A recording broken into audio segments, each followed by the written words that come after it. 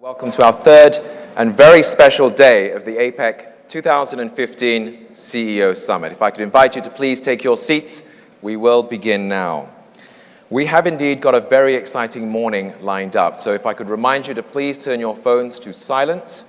As was mentioned, the simultaneous interpretation channels are 1 for English, 2 for Chinese, 3 for Japanese, 4 for Korean, and 5 for Russian, and 6 for Indonesian, with the session coming up ahead. Because after this particular Insight session, we have a conversation with the Vice President of Indonesia, followed by the President of the United States, the President of China, and the Prime Minister of Russia. So a very exciting morning ahead. But before all that, we are especially delighted to have a very unique and exciting Insight speaker. Our next speaker started his journey in a very different world to the one he finds himself today. He taught himself English and started his career as a teacher. One day he discovered the internet, and combined with passion and an unwavering belief in his dream, it has led to where he is today. But what you may not know is that for many years he's been involved with APEC, and he represented China as an APEC Business Advisory Council member, or ABAC. But throughout his service during ABAC, he was always very focused on SMEs. During the working groups, and in particular, always took time out to take part in SME summits, whether it's the APEC SME Summit and CEO Summit in Peru in 2008, or even in China. As you know, on the 11th of November, Singles Day in China, his firm broke all the records. His is a story of dreams, of passion, and of never, ever giving up. Ladies and gentlemen, would you please give a warm APEC CEO Summit and ABAC welcome to the founder and executive chairman of Alibaba Group, Mr. Jack Ma.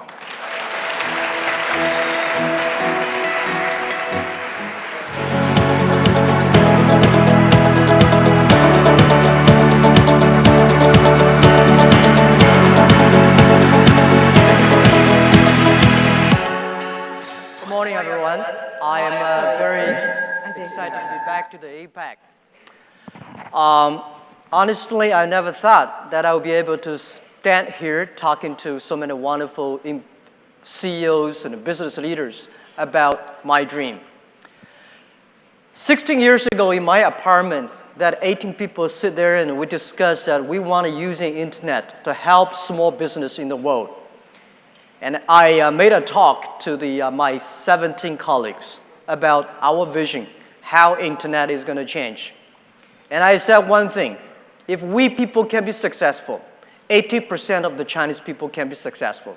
Because we are the people without resources, we're the people without money, we're the people without relationship. And we are the people without even knowing the technology. Among the 18 people, there are only 2 people understand something about a computer. And the other 16 people know nothing, including me. Until today, the only thing I know about a computer is receive and send emails, browse, and watch video. I said 80% of the people in this world, like me, we love technology, but we're scared of the technology. So we have to make sure the internet is simple enough that everybody just have a dumb click, get what they want. So that was the beginning. And we say, let's prove it. And we will compete the people because we are not well-educated people at that time. Most of the 18 people, we graduate from very poor lower-level universities, which we believe they are the best university in the world. These are the people who change the world. So we said we will compete with the people from Harvard, from Yale, from Berkeley. But we never skip because we work as a team. We have the dream. We believe that if we're working for 15 years, we will make it. So 16 years passed. What we have achieved, we've been growing fast. But just to give you one example, what we have done last Wednesday, the Singles Day. November 11 in China is considered like a Singles Day. People don't have a boyfriend, girlfriend. We say, what are you going to do when other people have a boyfriend, girlfriend? Go shopping. So we made a day after 7 years. It's very interesting. This year we sold $14.5 billion US. 45 million people coming concurrently on the mobile phone. Imagine about that today. On the mobile phone, every day we have 120 million people shopping using mobile phones to our site. And that sales alone, which we could not imagine 15 years ago. Of course, I did not buy anything because that day we have more than 1 billion products listed on the site. And what I'm interested in is that how we can use this technology to influence more people, to help more small business in the world. If China can do it, why the other nation cannot do it? We have helped 12 million business in China, small business, using our platform to sell online, to communicate with their customers online. So we believe this model, if it works in China, why it cannot work in the other nations? People say, 10 years ago when I talked to the venture capitalists, tried to raise some money for the Alibaba, people say, wow, no, China e-commerce, forget it. Because you don't have this, you don't have that, you don't have a credit system, you don't have a banking, you don't have a logistics. You have such a poor infrastructure country. But I tell you one thing, one of the reasons why China e-commerce grows faster than the United States, because the infrastructure of commerce in China was too bad. Because we don't have this, we don't have that. When internet comes, we make the infrastructure really works and sophisticated. But in America, because the Walmart, the Kmart, and all the retailers are everywhere. So e-commerce is just like a dessert. In China, e-commerce become the main course. And this Singles Day, we have people from over 200 countries join this shopping day. And this is almost bigger than the United Nations. And 60% of the shoppers are women and 40% of the men. And by the way, the infrastructure of using e-commerce is so amazing and so complicated. We have to finish 80% of transactions per second. And that day, we created more than 600 million packages because in the afternoon, we have to slow down the sales. Otherwise, the whole China logistics system will be crashed. All right.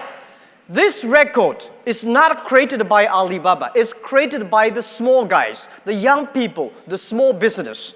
And I will tell you, there are about more than 10 million businesses today in the world, in China. They try to sell, they try to do business online. And most of people sitting here, mostly we are from the Fortune 500. We only have 500 companies that be able to be here, but I hope in the next 10, 20 years later, the small guys, those people who are very small today, they will be big in the future. And they will be the people standing here, speaking, and most people will listen. And by the way, can I ask how many people here were born after 1980s here? Good, there are some here, right? Congratulations, you are the hope of ours. There are about 1.5 billion people in this world. They were born after 1980s. This generation is called Internet generation. They're different from my grandfather. My grandfather knows the news by the newspaper. He said, well, the newspaper said. So everything newspaper said, he believed it. My father listened to the radio. He said, radio said. If the radio said, he believed it. My generation watched TV. And my son's generation, they grow, they breathe, everything based on the internet. So guys, let's think about this new generation, 1.5 billion people. They are different from ours. How we can change ourselves to make their need, this is the challenge. So I want that these young people, and most of the people who are born in 1980s, they make the business based on the technology, based on the innovation, based on the things that they all have. So I think in the future, we will see more companies like Apple, Alibaba, Amazon, and eBay, and Facebook from those people who were born after 1980s. I remember year 2001 when I first joined the World Economic Forum in Davos. I was first invited to go in there talking about globalization. I was so shocked because in China, I heard globalization was great. But when I arrived there, there are people threw stones and the military police. And like everybody was against globalization. And I say, what happened? Is there something different about the globalization we heard and globalization that did? I was puzzled. But I think in the past 20 years, globalization really helped pump up the global economy. But it helped the big companies. It helped the developed nations. The developing countries and small guys did not benefit enough from the globalizations. So what we should do, what we can helping more people, developing nations, helping more small guys, young people. Because if we do not help, we got more and more disasters coming. How we can make people benefit? The reason why we're choosing Alibaba, people, the name Alibaba, people say, why are you choosing the name of such a strange name? First, because start with A, when everything talk, you rank on the top, Alibaba. And we have a vision that Alibaba and the 40 thieves, Alibaba, open the sesame for the other people to benefit, to take advantage of the treasure. So we think Alibaba means open sesame online. There are so many treasure, great things online. How we can use this kind of treasures to distribute, let the whole world benefit from it. And also I just said, every free trade is the best tool to make people understand each other.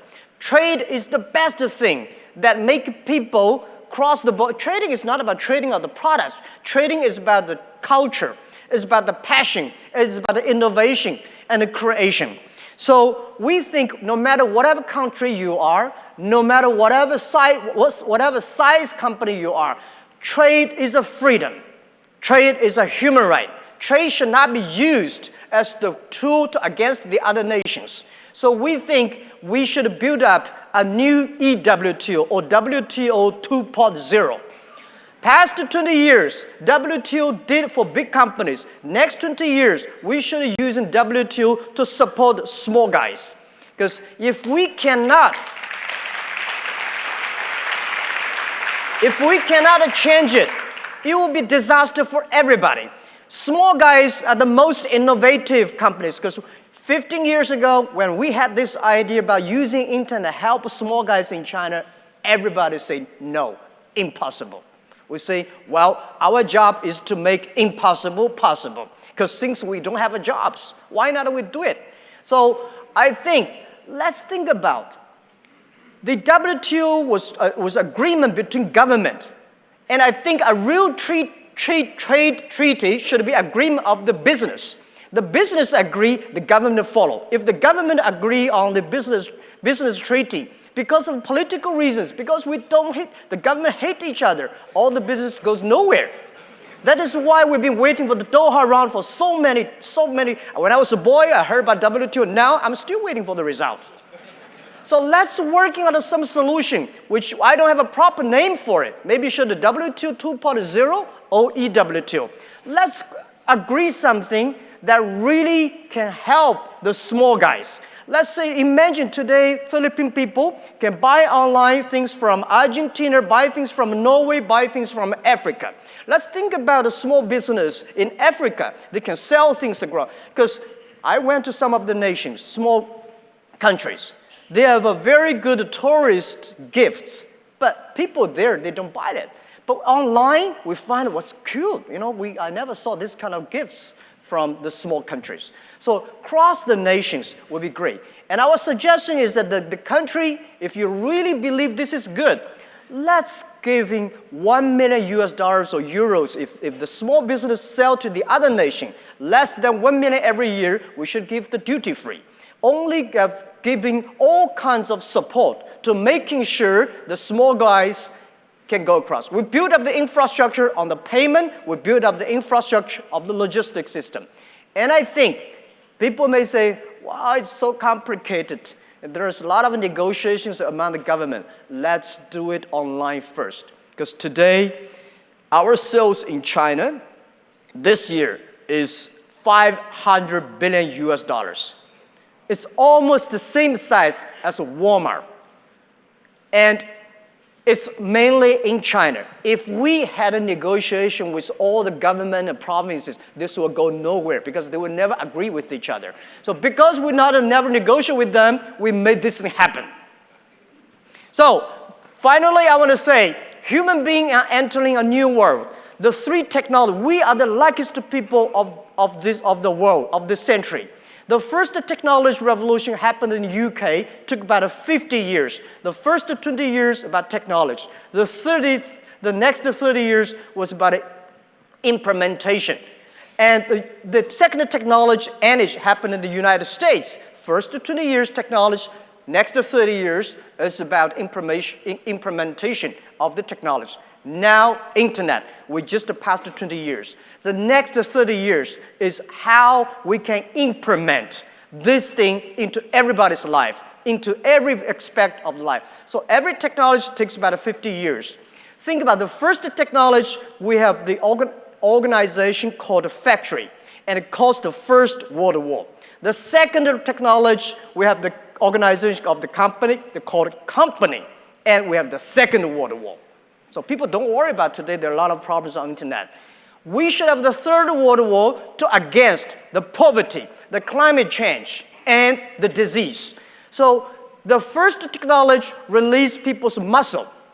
The second technology released the distance, people, how far you can go. So now that's why we see the Mars, we see the moons, but we know so little about ourselves, our inside of the heart.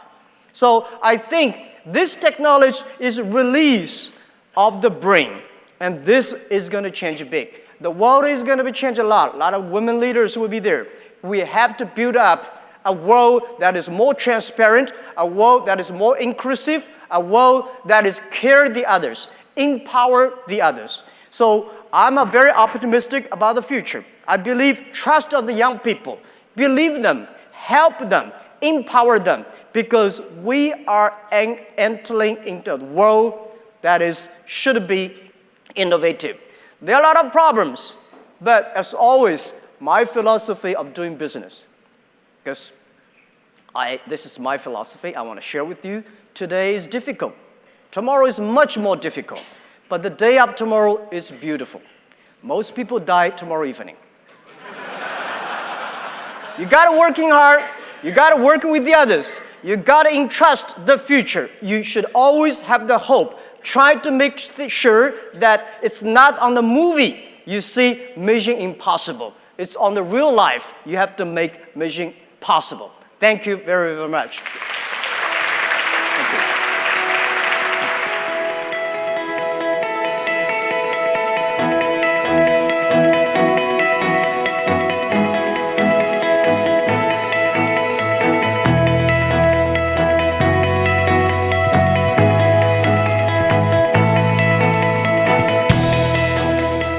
Ladies and gentlemen, please, another round of applause for Jack Ma for that really, truly inspirational insights. Tomorrow certainly will be beautiful, but this morning is also looking pretty good as well. We have got a fantastic lineup to move on from this session. Coming up next, we are delighted to have a conversation with Vice President Yusuf Kalla of Indonesia. Now, the Vice President has kindly agreed to take questions from the floor, so we would invite you to start thinking of your questions, and when the moderator opens up to the floor, have them ready. So for our next session, we are delighted to have this conversation with the Vice President of Indonesia, and to moderate the session, we have Timothy Ong, the Chairman of Asia Inc. Forum. Ladies and gentlemen, would you please give a very warm welcome to the Vice President of Indonesia and Timothy Ong of Asia Inc. Forum. Thank you.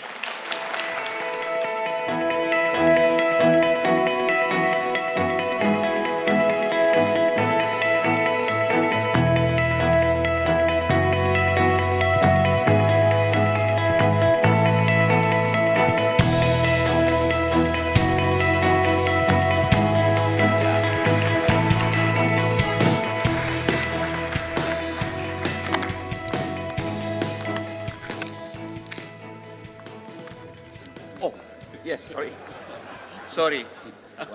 We enjoy very much with Jack Ma, that's why. Oh. Yeah.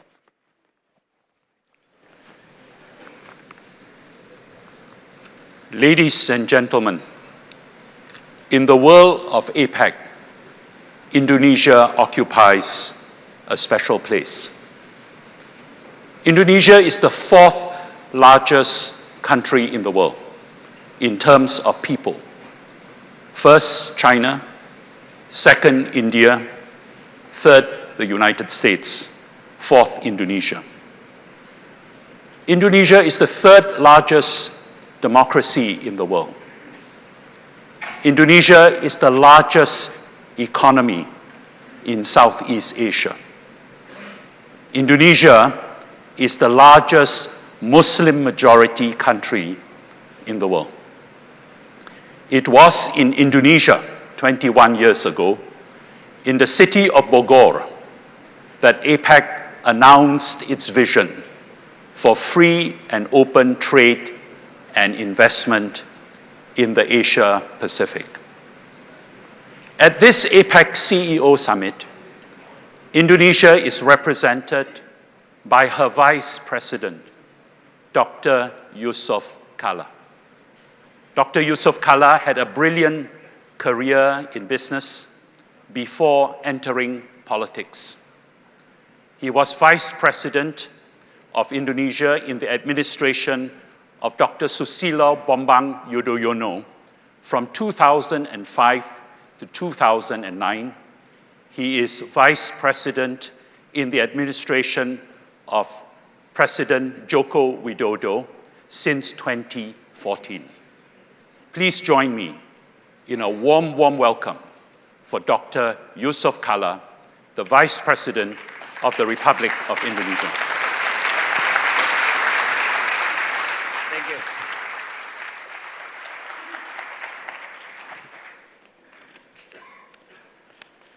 Thank you, Timothy. And thank you too for all.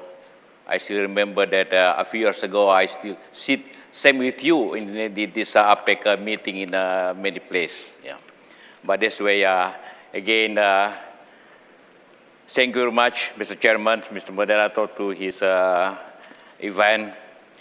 And thank you for inviting me to participate in this important event. It is an honor for me to present among APEC economic leaders and CEO in leading companies in the Asia-Pacific regions. The recent G20 meeting in Antalya, Turkey highlights three important priorities: global recovery and strengthening potentials, enhancing resilience, and reinforcing sustainability. These priorities are very much in line with the theme of APEC this year, which focuses on growth and inclusiveness. APEC and G20 share the same goals: maintaining regional and global stability, promotion of equality and inclusiveness, which mean no one will be left behind in the development process. APEC and G20 can play an important role in maintaining growth in the midst of global uncertainty. The roles need to be maintained in order to give a stimulus to all stakeholders and promote free and fair trade in the region. As a member of G20 and APEC, Indonesia sees the need to strengthening the synergy of policies and both forums to achieve optimal results for the stability of global economy. Excellencies, ladies and gentlemen, for Indonesia, inclusive growth is the key word to keep our economic engine working. Being the largest economy in Southeast Asia, Indonesia possesses strong and healthy economic fundamentals. 4.7 GDP growth by the end of the year, budget deficit under 2.4%, inflation rate toward 4% with surplus trade balances. Rupiah continues strengthening against US dollar among the strongest compared to other Asian currencies. Indonesia's 1 billion economy is the largest in South Asia. And important thing, more than 60 million Indonesians will join the middle class in next 10 years. But we also face current challenges, slow global market and failing commodities. Indonesia, because it is export slowing, revenue, of course, income of the people slowing too. That's why our imports going decrease. It's mean because domestic prices in many parts of our community is going down. In the midst of global economic uncertainty, Indonesia continues to promote structural reform through aggressive policies which target to ensure the sustainability of inclusive growth, to promote open economy, to increase competitiveness, and to maintain conducive environment for investment. Excellencies, ladies and gentlemen, a number of policies taken are, among others, to reduce fuel subsidy to finance productive sector and people welfare, to cut 35% of permit to boost competitiveness, to modernize infrastructures, including toll road, port, and electric power, to change the paradigms from consumptive to productive economy, and to improve infrastructure, particularly transportation, energy sector. Recently, Indonesia launched 6 economic stimulus package. The ultimate goal of the policy package are to improve business climate and to promote equal opportunity among business players in the country. This 6 package consists of simplifications and revision of more than 200 regulations, ranging from law to ministerial regulations. The package will have targets including to make business licenses process shorter and faster, to give tax incentive to certain business and industries, to provide affordable loan for small and medium enterprises, to ensure minimum wage certainty to promote a conducive industrialization, to simplify land acquisition procedures, to speed up strategic infrastructure development, and to develop more special economic zones. We are sure that the above package will be able to stimulate business, competitiveness, enlarging domestic market, as well promoting more investment, both domestic and foreign. Excellencies, ladies and gentlemen, Indonesia, with 250 million population, is an important market for many countries. With strong human capital and large natural resources, Indonesia has the potential to play a role as global manufacturing base. We would like to strengthen our agricultural sector and at the same time to promote our manufacturing industry. The ultimate goal is twofold: to promote food security and to provide jobs for the people with manufacturing and industry. Indonesia has too much potential. In Java Islands, inhabited of 60% of Indonesian population, have strong potential for agriculture and manufacturing industry. Sumatra in the west is the western part of Indonesia, is a strong plantation energy base.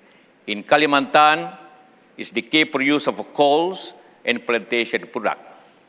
In eastern part, Indonesia is best known for its plantation, fisheries, and other natural resources. We believe there's strong collaboration between government and businessmen and investor is needed to realize those potential. Thank you for all of you that have enjoyed your investment in Indonesia, and you understand that the end of the year, starting the ASEAN Economic Community, is meaning the cooperation in competition between ASEAN. There are flow of goods, services, and peoples, and will be big market, 60 million peoples in the new market for ASEAN, for you and for any businessman in the ASEAN region. Indonesia will be more open for FDI, especially those that create large employment and promote economic value added. Ladies and gentlemen, collaboration among nations is key for the global economy to make a turnaround. Indonesia government, with the support and the input from the Indonesian business community, has adjusted the rule of the game of doing business. Indonesia continues to open its economy to all businessmen and foreign investors, including from APEC economies, to participate in the development in Indonesia. In return, we hope that our colleagues from other countries will do the same. Thank you. Okay.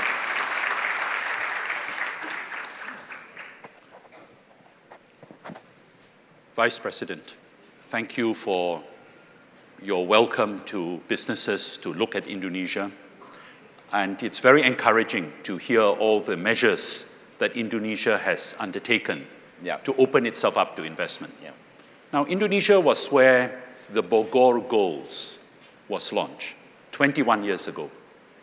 When you think of APEC over these 21 years, are you happy with the progress? And Vice President, representing Indonesia at this APEC summit, what are your expectations? APEC is main cooperation in economics side, in business side, in trade, in investment.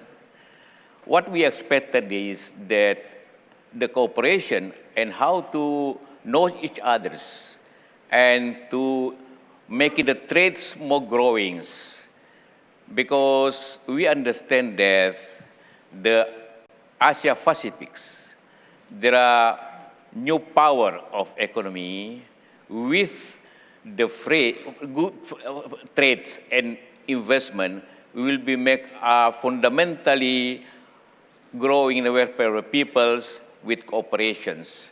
We don't want Asia Pacific compare with the other side of the country, like in Africa and Middle East, that we should be have a peacefully and cooperation. But in the other side, we compete each other too. But this is needed, this understanding of cooperation. Thank you very much. It's interesting you mention competition, because one of the challenges of integration is that we have to balance between cooperation and competition. So every time we talk about trade, we have to deal with domestic pressures, because not all business people support market opening. How do you manage this in Indonesia? I mean, Indonesia is a big country, big market. How do you manage this tension between cooperation and competition? Everywhere happen because the indicator for growth is job, employment. When too much import is meaning the job will be problems for the countries. That's why we don't prevent the trades. We prevent the job for our peoples. There's sometimes dilemma for free trade, because if anybody too free or too not fair and problem of our job in any countries, I think this is especially in this situation volatiles that job very important, because job too is meaning purchasing power, job too is mean income and the others. This is social problem, political problems. This is not against the free trade, but we have to prevent the job. But managing that politics can be a challenge. Yes. There are sometimes two problems in politics too, everywhere. Mr. Vice President, President Joko Widodo in Washington recently mentioned Indonesia's commitment to join the TPP, the Trans-Pacific Partnership. What does Indonesia expect to gain from joining the TPP? We intend to do. That's why now we are studying very carefully the impact, positive and negative impact of joining TPP. But as President Jokowi explained in Washington, is meaning we intend, then they are under considerations. What we expected is growing in our, of course, trade, business, and investment, and to more efficient trade within the countries in Asia Pacific. Thank you very much. I'm going to ask the Vice President one more question and then open it up to the floor. If you have a question, please raise your hand so I can see you, identify yourself, and ask the question. Mr. Vice President, you entered politics after a successful career in business. Yeah. Has that helped you to look at politics differently? Is that an advantage in terms of understanding how to manage the intersection between economic cooperation and politics? Yeah, I'm 35 years in business, my family business. Now run my son. The difference in business politics, we are in business, importance in the objective. We usually say what our target, what our policy, what our sale, what our income. And procedure will be changed accordingly what we to achieve our objective or target. But in politics or in governments, importance in the procedures. The targets later on. But the importance in the procedure. No, don't make it procedure wrong because you go into big problems in the procedure. This difference. But that's why I combining the targets and simplify the procedures. That's why I do it when I'm in government. So you are bringing the focus on targets into government? Yeah. Thank you very much. Are there questions, comments for the Vice President?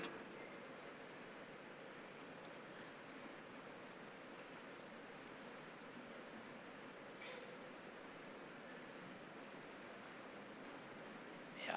While they're thinking of the question, I have another question. Yeah.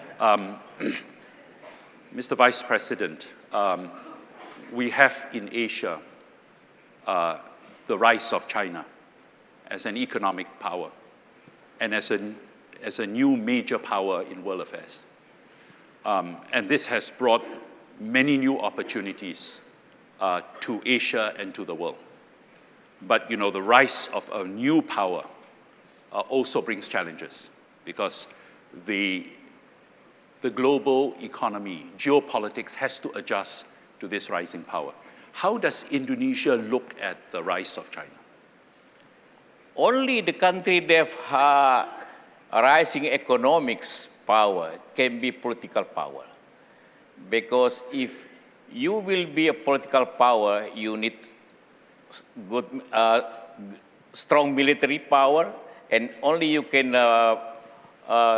pay your military power with economic power. That's why usually is both. If you're good, if we have strong in economy, you can be strong in politics.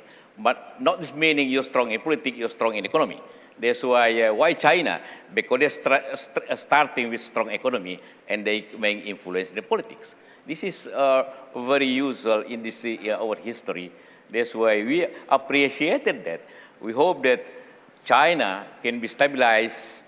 I understand China as saying, the President Xi Jinping, that China is bigger because trades. That's why any countries that great with trades investment, they will be more stabilized in the regions. Because if not stabilized in politics, the business will go down. I think they will be established this situation. Thank you very much. Questions? Over there. Over there?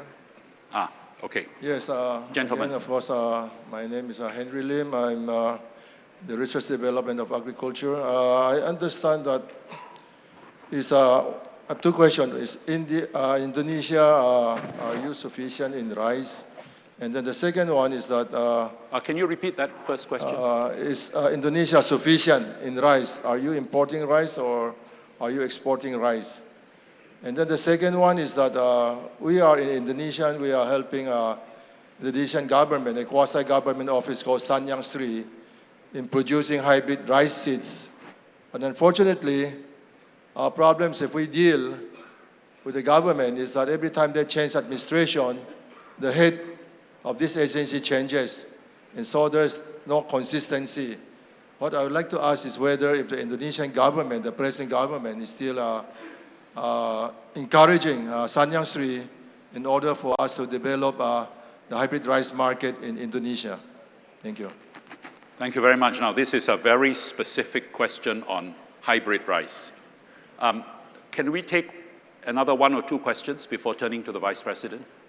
Yes, the lady over there.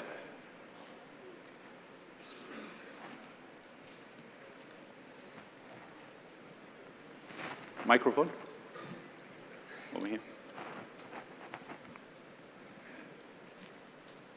Many years ago, okay, I'm Cora de la Paz Bernardo. Many years ago, Filipino expatriates were working in Indonesia to lead large companies. And one of them is a guy that I married not too long ago. But their observation is there has been considerable improvement in the quality of Indonesian people in business. How have you been sorting out the development of manpower to be able to face all the requirements of businesses that would start investing in Indonesia? Thank you. So, question on human capital. Another quick question before turning to the Vice. Yes, the gentleman over there. Hello, sir. Hello. Yes. Hello, sir. My name is Tan from Malaysia. One of the problems that we in Malaysia face every year is the problem of the haze. Could you give us an insight into the challenges faced by your government and what you're going to do about it to bring about some solution to this haze problem? Thank you. Thank you. So we have a very small question on hybrid rice. We have a very important question on development of human capital.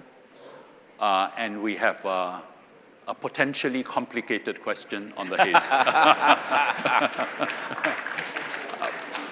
Mr. Vice President. Okay, thank you. Rice. Indonesia, as I mentioned, that we have 200 million people to feed.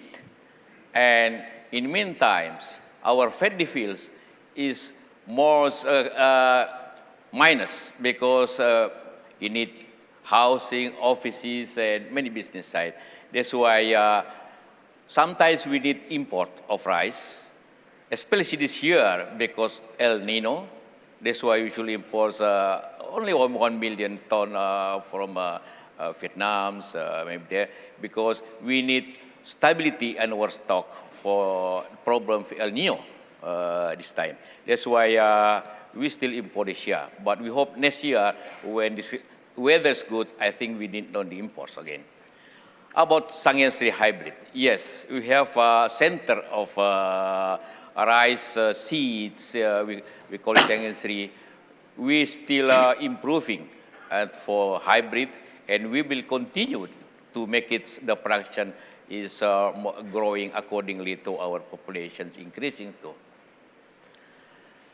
Madam, about manpower, yes, manpower, of course, there are connectivity with education and training. We have increasing the capacity of our training center education. In our constitution, there are law that 20% of our budget should be go to education. That's why education is one very big project of a country to make it our human capitals more improvingly. And we hope that a new generation, especially new generation, will be more educated than before and more trained than before. That's why, for instance, like big project in Freeport, mining, 98% of all workers, 10,000 is all Indonesian, only 2% for expatriate. This is, we can do it, this even big project. Yes, big problem, not especially for us. Excuse me.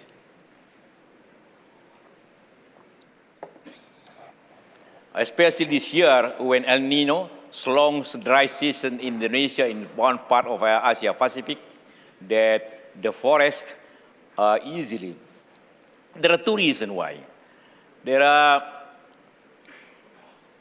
This is a long history. In 15, there are 150 million forests in Indonesia.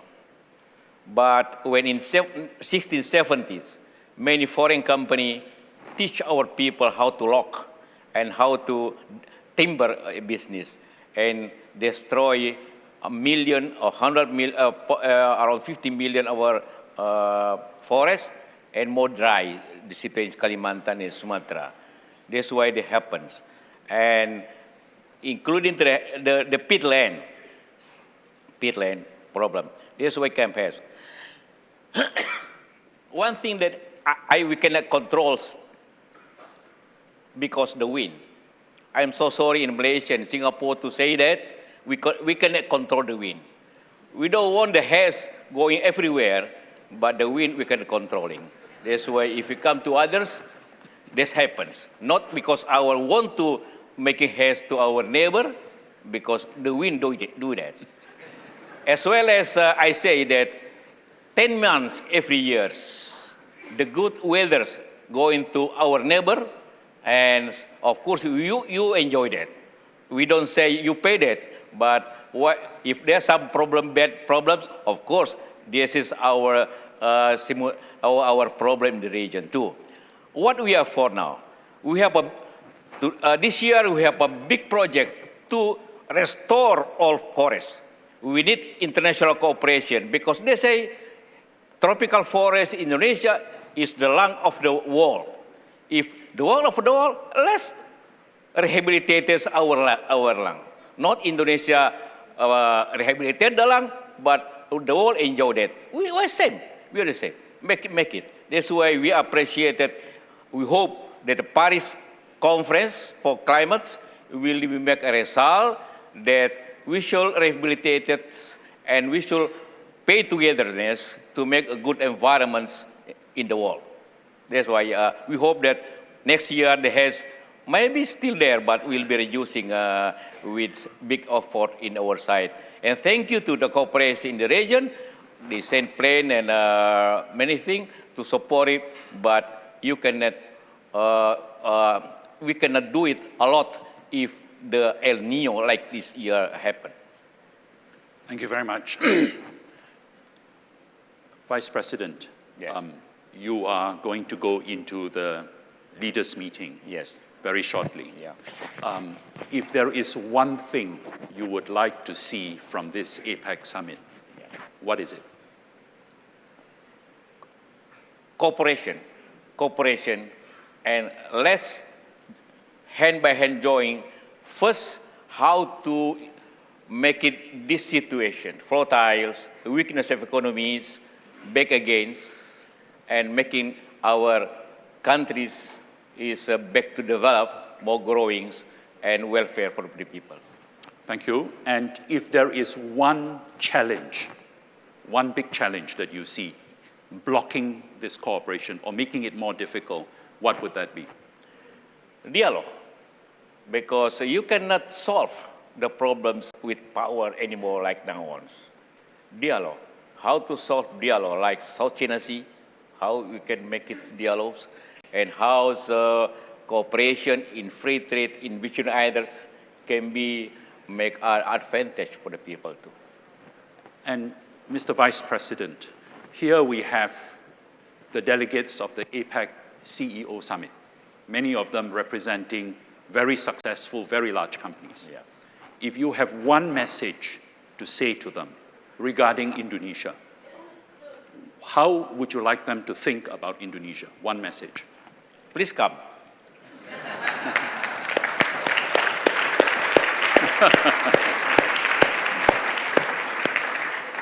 Ladies and gentlemen, please join me in thanking Vice President Yusuf Kala, who in his form has been direct and clear speaking. Thank you very much. And remember, please come. Thank you.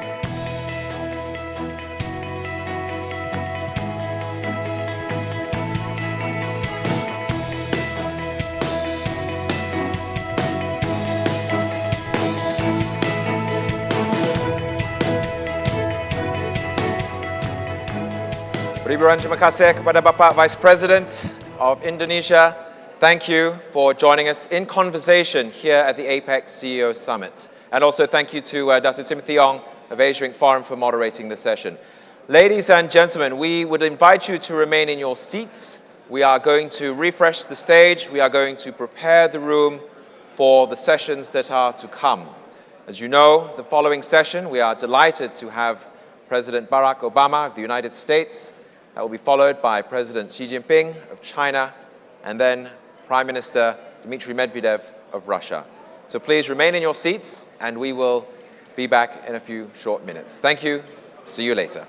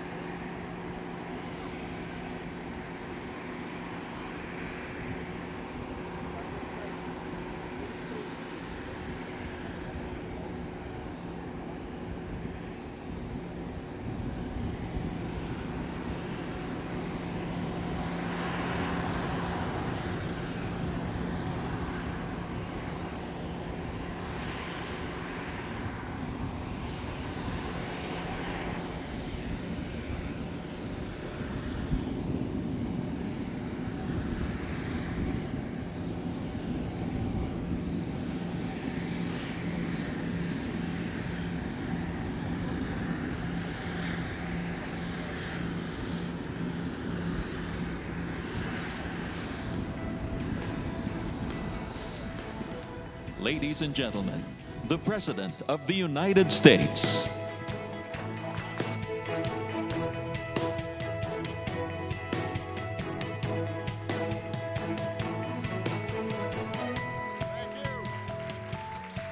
Thank you so much. Thank you.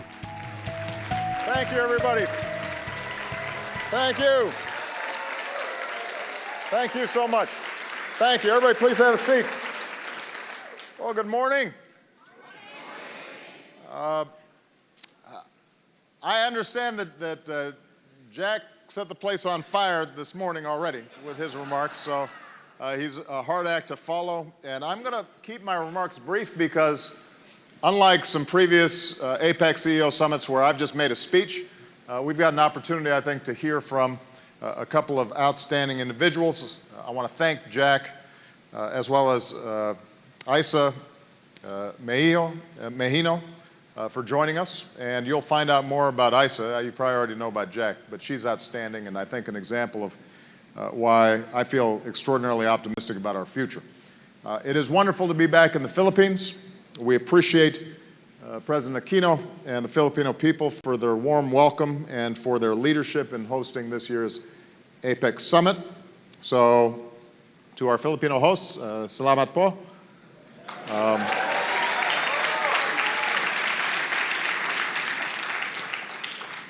This is my fifth opportunity to be with you at the APEC CEO Summit.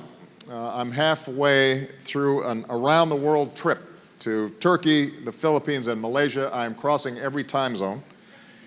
And at each stop, we're working to boost economic growth that's inclusive, that benefits all people. In Antalya, the G20 nations committed to take specific steps to boost growth, including investments in areas like infrastructure and small business development. Here at APEC, we're working to deepen our economic cooperation in a way that is sustainable for our communities. And in Kuala Lumpur, I'll discuss one of the most important steps we can take to grow our economies, and that's the Trans-Pacific Partnership.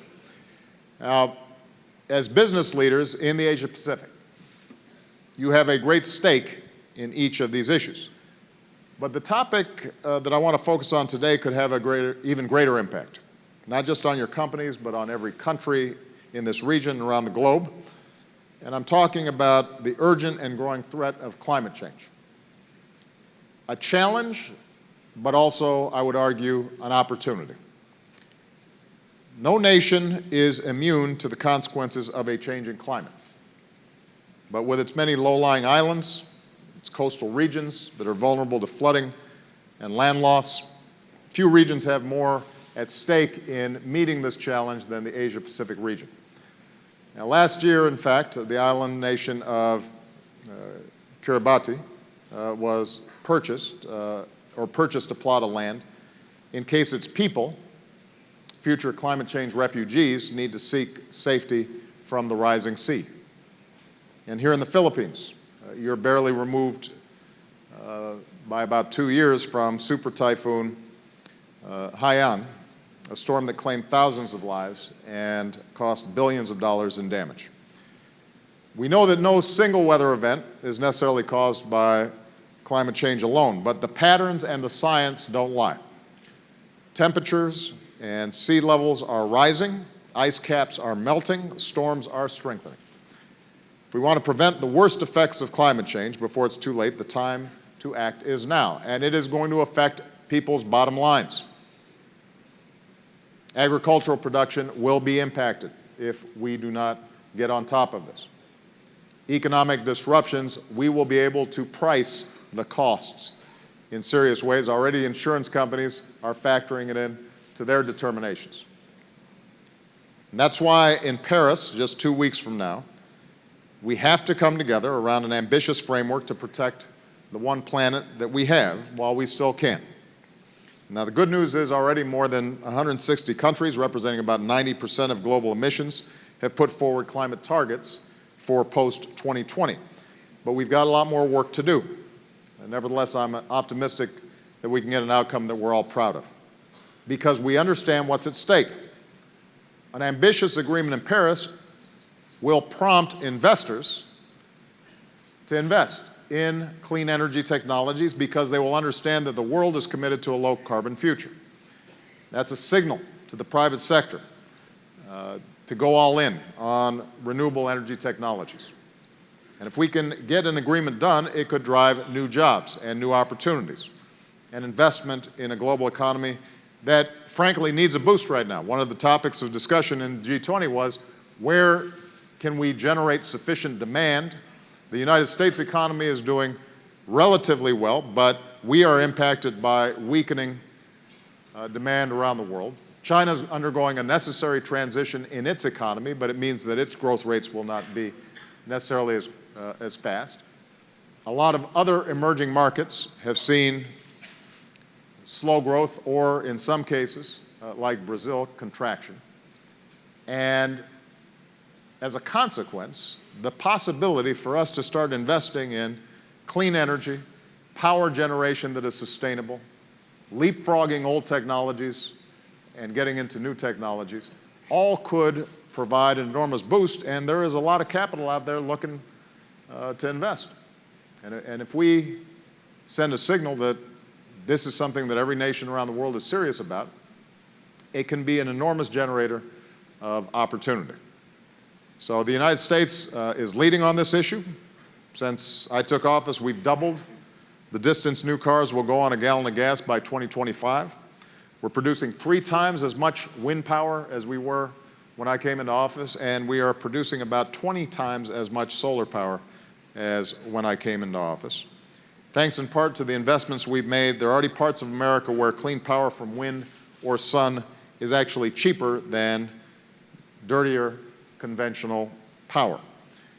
Since 2005, even as our economy is growing, America's cut our total carbon pollution by more than any other country on Earth. And other nations are stepping up as well. Last year, renewable energy accounted for more than half of all new power plants built around the world. For the first time, China's pledged to peak and then reduce its carbon emissions. Here in the Philippines, you're boosting wind power.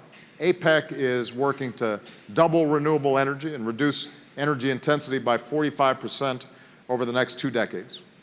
And through the Green Climate Fund and other avenues, the international community is helping developing nations to adapt to climate change and, as I said, leapfrog over the dirtier phases of development. One of the things we tried to emphasize in Antalya, and what we're emphasizing throughout this climate discussion, is there is not a contradiction between growth, development, and being good stewards of the planet. They are complementary. And we have to break out of the mindset that says that if we're doing something about climate change, that slows growth. We have to accelerate it. And the fact that President Xi and I, when we met, were able to put forward an accord as the 2 largest emitters sent, I think, a pretty strong signal to other countries that we see this not just as a challenge, but as an opportunity as well. Now, the problem is governments can't do it by themselves. The good news is that more and more companies are realizing that climate change presents a huge business opportunity. And we see this in America. Google, Apple, Costco are among the world's largest corporate buyers of renewable energy. Walmart has installed more on-site solar capacity than any business in America. Last month, I announced that 81 companies have joined our American Business Act on Climate Pledge, and more pledges are coming in every day. And these companies committed a total of at least $160 billion in areas like clean energy, combating deforestation, reducing emissions, and water usage. And this progress is not limited to big businesses. You've got small businesses and folks up and down the supply chain who are investing in energy efficiency and clean energy too, and oftentimes they're finding that they're saving money while operating in a cleaner way. We're seeing great examples across Asia as well. Now, the private sector is getting involved in renewable energy in countries like Vietnam. Right here in the Philippines, we're seeing major investments in a massive wind and solar project. So my message to you today is that your businesses can do right by your bottom lines and by our planet and future generations. The old rules that said we couldn't grow our economies and protect our environment at the same time, those are outdated. We can transition to clean energy without squeezing businesses and consumers.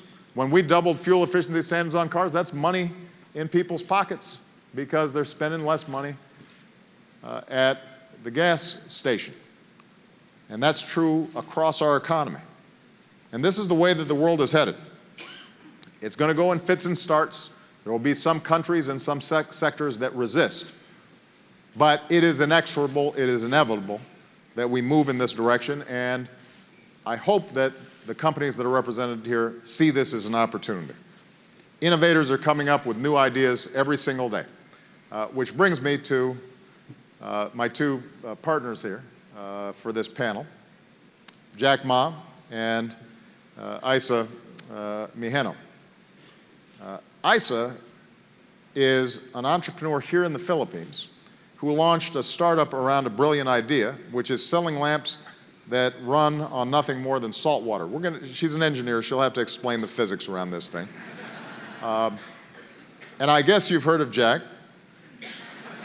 But he's not just the founder of Alibaba, a giant in e-commerce. He also happens to be a leader on environmental issues like clean water and climate change. And part of what we thought would be useful was to have a young, new entrepreneur, a young at heart but not as young, large entrepreneur. Compare notes about why they see this as an opportunity, why they think that it's good business sense as well as good environmental sense, and how we collectively can be more supportive and encouraging of the kind of innovation that they represent. So with that, we'll begin our discussion. Thank you.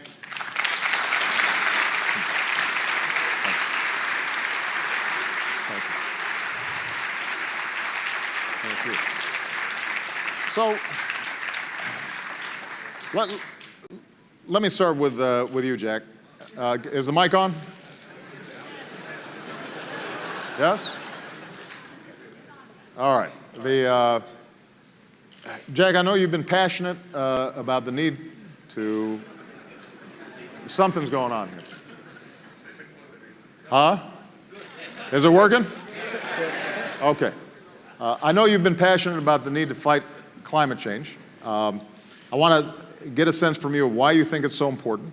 I also want to get a sense of why you think it's so important that business has a role in this process. And I know that in addition to the work that you've been doing with nonprofits, recently you've also been in conversations with Bill Gates about the potential of really turbocharging investment in research and development around clean energy, and we may be able to make some announcements about sort of this mission innovation in Paris. Give me a sense of how it looks to you from the vantage point of one of the most successful and largest e-commerce organizations in history. Thank you, President. Well, it's not the passion, it's the concern and worry. When I was 12 years old, I went to swim in a lake, and I was almost dying in that lake because the water was too deep, much deeper than I thought. But 5 years ago, I went that lake again. The total lake was dry. A lot of people have a disease. And the second concern of the young colleagues died of cancer. 20 years ago, very few people have heard about the cancer, the word, but now most of the families, my friends, they have people have cancers. So if we've been working so hard, if we work so hard and put all the money in the hospital, buy medicine, it will be a disaster. Why we should working? So if without a healthy environment of this earth, no matter how much money you make, no matter how wonderful you are, you have a bad disaster. So it's the concern that we have. So we started 6 years ago, put 0.3% of the money of the total Alibaba revenue on encouraging, enable all the young people to find creative ways to solve the problem. And I think the money is always not enough, but the money we use try to wake up people's consciousness. Should know that the climate change problem. They should agree that the water is a problem, the food is a problem. So that is what we think. And after we're doing that, we think, because what Alibaba believe is, where is the opportunity? The opportunity always lies the place where people worry.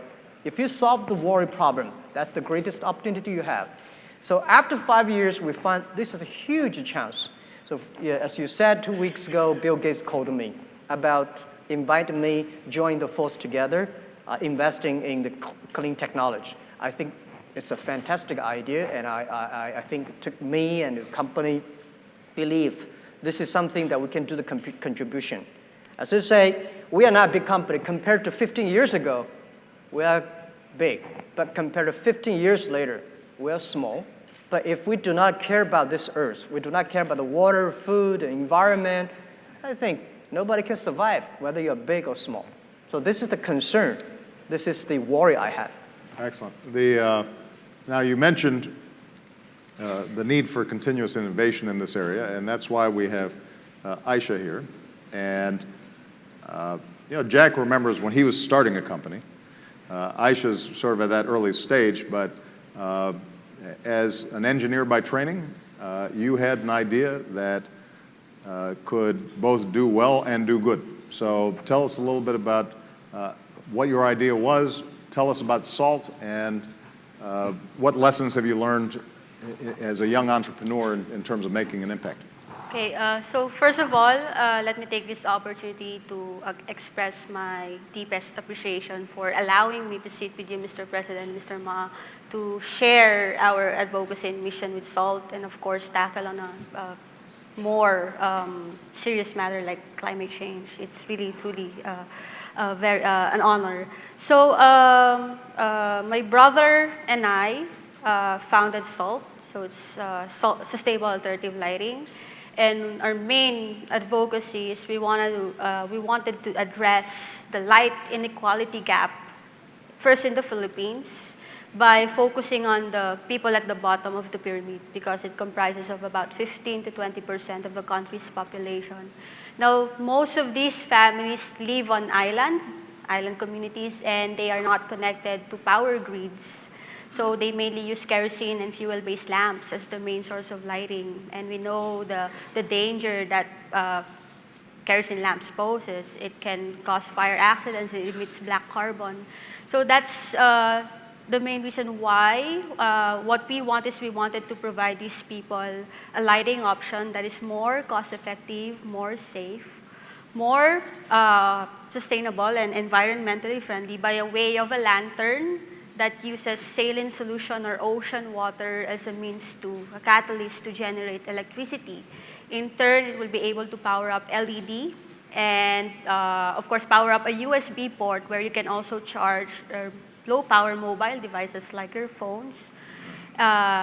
Very essential during emergencies, especially disaster scenarios. So that's how we're trying to, of course, contribute in terms of the climate change. We are starting with the lamp, and what we see, the huge impact that we'll be able to contribute is when we try or when we dive into developing like a large scale for the technology that we have. Just imagine if you'll be able to power up a whole island using the ocean water. So our planet is composed of 70% salt water. So that's what we're trying to aim for. Yes. That's great. So the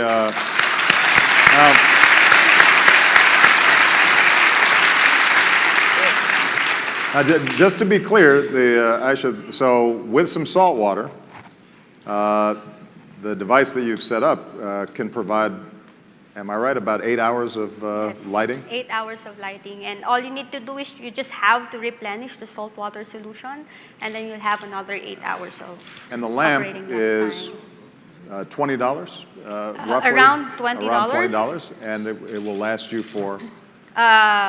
There's a consumable inside that you have to change every now and then. So the main explanation, the main science behind the lamp is it's a chemical reaction. Right. You're trying to convert chemical reaction into energy. Right. So there's something inside that you have to change, but you only have to change that like 6 months if you're using the lamp 8 hours a day, every day. And that only costs the consumable part around $3, $2, $3. So you're just going to sustain the lamp. You just have to spend like $6 annually. And that's, Which means that you potentially save even within a certain amount of time. You're already saving enough on kerosene to have paid for the lamp. And then from that point forward, basically, you're getting a modest amount, but important amount of electricity yes. that you can use for a wide variety of purposes. Yes. So I think Aisha is a perfect example of what we're seeing in a lot of countries, young entrepreneurs coming up with leapfrog technologies. In the same way that in large portions of Asia and Africa, you know, the old landline phones never got set up. People just went straight to mobile. And obviously, they're buying stuff through Alibaba on there all the time. But the point is that they did not have to make some of the massive infrastructure investments. This is part of the reason why the old idea of development and environmental sustainability, I think, is outdated.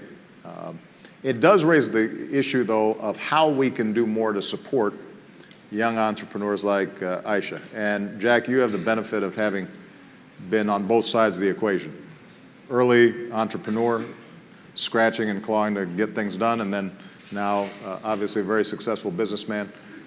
How can both government and larger companies be assisting in creating the kind of climate for innovation that encourages young entrepreneurs like Aisha? Yeah, government is simple, just reduce the tax or no tax for these guys. Hey, there you go. Well, You got a lot of cheers from your fellow CEOs. yeah, but I think I feel so excited by hearing the story. Like startup for entrepreneurs like a baby. And I have 5 babies so far, experienced a father. Do you love them all equally, or is there? Yeah. Do you have some favorites? You shouldn't say that. I do. You know, Alibaba, Alipay, Taobao. You know, these are the kids that I have. But one thing, my advice, we just had a discussion at the back office that nobody can help you. We can only help ourselves. Investors, government, and partners, they are uncles and aunties. You are the father. You are the mother of the kid. Don't give up the kid. Because when we start up talking about our kid, our passion, it all sounds crazy. But you are the guy, take care of the kids. But what we do is that we are a platform. Our job is to enable. On the 11/11 day, we sold $14.5 billion, and this year we got like $500 billion sales totally on our platform. We do not sell anything. We empower others people to sell. So our platform is to empower the small business to realize their dreams. Company like that, we have a company that is, they have an APP helping trucks because the truck logistic, they normally deliver things from this city to that city full of packs. But when we come back, all empty. So the applications try to making sure all the truck drivers can find the resources. So our technology and platform try to empower this company. And last year alone, they saved $1.5 billion fuel because of the thing. So I think using the technology in innovative ways and all other things, big companies, it's difficult for big companies to keep the innovation keep on. The innovation is always outside your company. So for us, when we see companies like that, we're excited. We put the money inside. We're using technology, and we also promote them on our platform if they are environment friendly. Excellent. Yeah. Aisha, what have been the biggest challenge for you in terms of scaling up? You've got a technology. You feel confident that it can work. She's won, by the way, a lot of prizes and gotten a lot of attention. So this is not like one of those infomercials where, you order it and you can't make the thing work.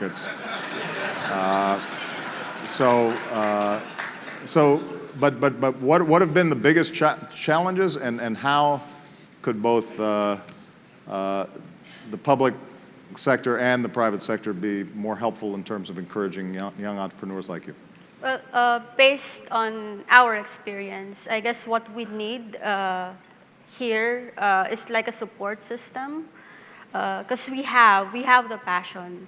So if you don't mind me telling you the backstory of how we started, the main inspiration of coming up with the application, a lighting application, was when I did a personal immersion up in the mountains of Kalinga. So there I learned of a story that because of scarcity of public transportation, people had to travel down the mountain and walk 6 hours just to get kerosene for their lamps. And they do that every other day. So we have the passion. So what we need is like a support system, both from the private sector and the government, to like mentor us, guide us how we can scale up the product or the project. And yes, we also need a lot of support in terms of funding. So that's where that's our main challenge right now. We're on a critical phase. We're trying to mass produce the lamp. So we're just looking for someone to fund us to get the project moving.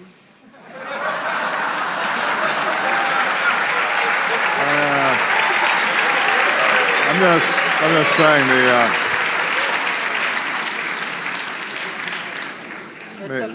serving him as a matchmaker here a little bit. But a couple of things, and I know we're running out of time, but I just want to comment on. First of all, I do think that there's a role to play for government in providing tax incentives for the production of clean energy. What's been interesting, if you look at solar, for example, heavy subsidies on the front end, but because of the trend lines in reducing the costs per BTU coming out over the last several years, it's exceeded many of our expectations, and increasingly the subsidies become less and less necessary. So early phase, you may need some support. Over time, less support. A second area, Jack, where I do think that the government has an important role to play, and I think you wouldn't disagree with this, is on basic research and development.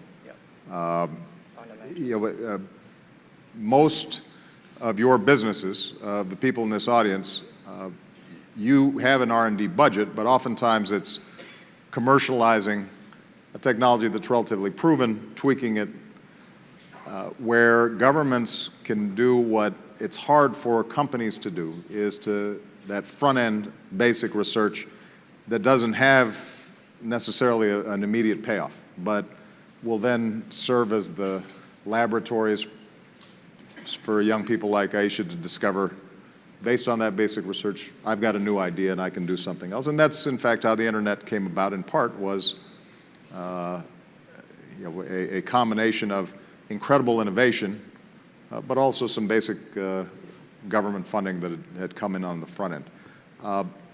But the thing that I maybe want to ask you, Jack, sort of in closing, is whether you think that other businesses that you're interacting with and dealing with, particularly in the APEC countries, feel this same urgency that you do, or do you think that you're still an early evangelist for this and you have to persuade others a little bit more?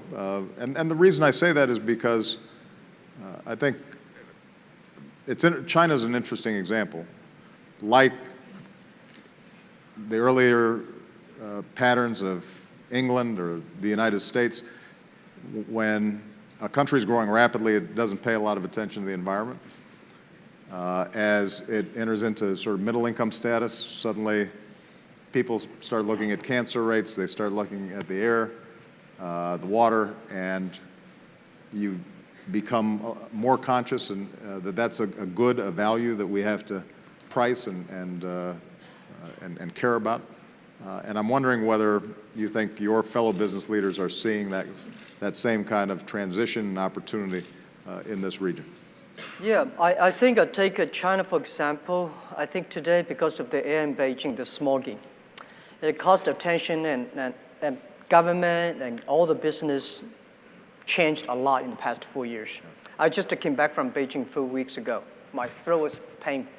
And I think we organized called a Paradise Foundation. I invited 45 business leaders in China. All joined, all put the money inside. And we think that there are a lot of things business should do. It's too late to complain whose fault. Whether your fault or my fault, let's solve the problem together. It's the combined work of government, private sectors, scientists, and sociologists and philanthropists. We have to work in together. So I think the thing is that how we can work in a way more efficiently. I believe always you should have a philanthropic heart inside, but business way, because you have to get the things down. That is why scientists tell us how to do properly. Business should tell us how to get things done efficiently, and government should have the good environment and foundations of researching. And also we need a lot of media's guide to tell people how we do it. But I think this area, Asia Pacific, especially China, we are taking good actions, but we need to do in a way that is really workable. I bought a big piece of land in Brandon, Adirondack in the States, the forest. The reason I bought it is not for buying the forest. The reason I bought it is by the experience of how America solved the problem in the last century, 30s. How they solved the problem there. It will bring the technology, bring the know-how back to China, back to this part of the world. I think it's the opportunity. And it's too late to worry. We have to make action, join together. This is what we believe. Excellent, excellent. And Aisha, the closing comments. I mean, obviously, you're about to scale up, and we're confident that you'll be successful. But one of the most important things that you've said, in my mind at least, is that this starts from the bottom up. That whether it's in the Philippines or in Tanzania or anywhere in the world, that people who are trying to improve their lives, that they can't be asked to just stay poor in order to solve this problem.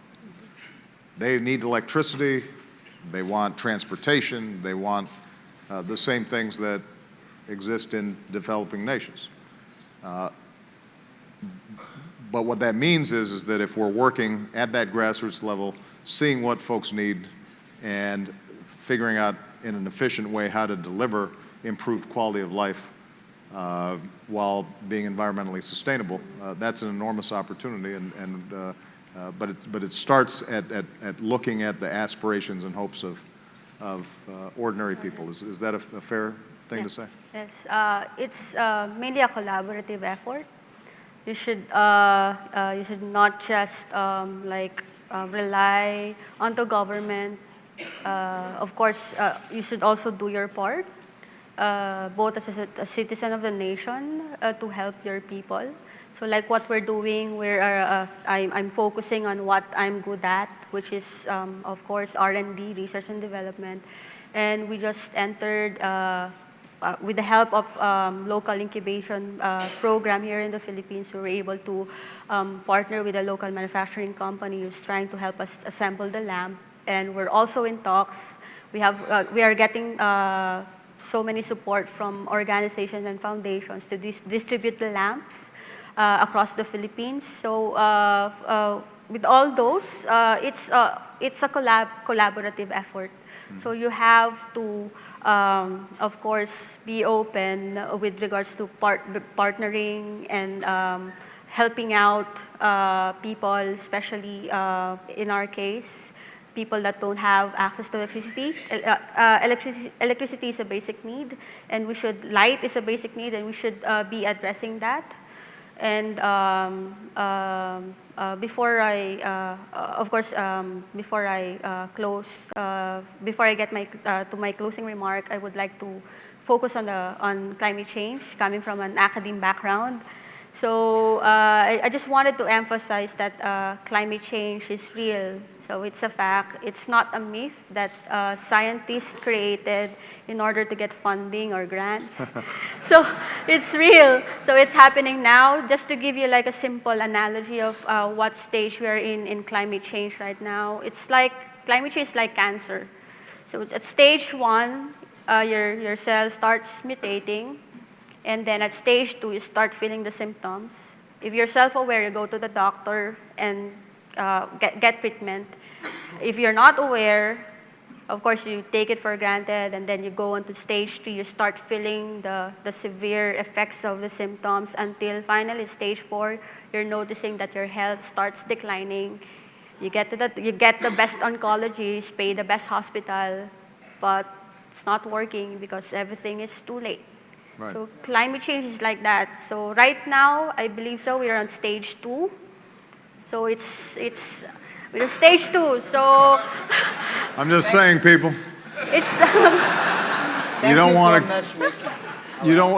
to get to stage 4. Yes, and we don't want to get. And we all have a huge investment in making sure that our children, our grandchildren, our great-grandchildren are able to enjoy prosperity.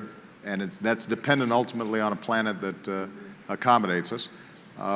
I will say that the lamp you talked about, in addition to providing light, you can also charge a cell phone, right? Yes. And if you're if people have these lamps, they're more likely to charge their cell phone, which means they're more likely to use e-commerce and more likely to purchase things through We'll sell it Alibaba. online. So I think that there's a synergy here. Everybody please give Jack and Aisha a big round of applause. Thank you.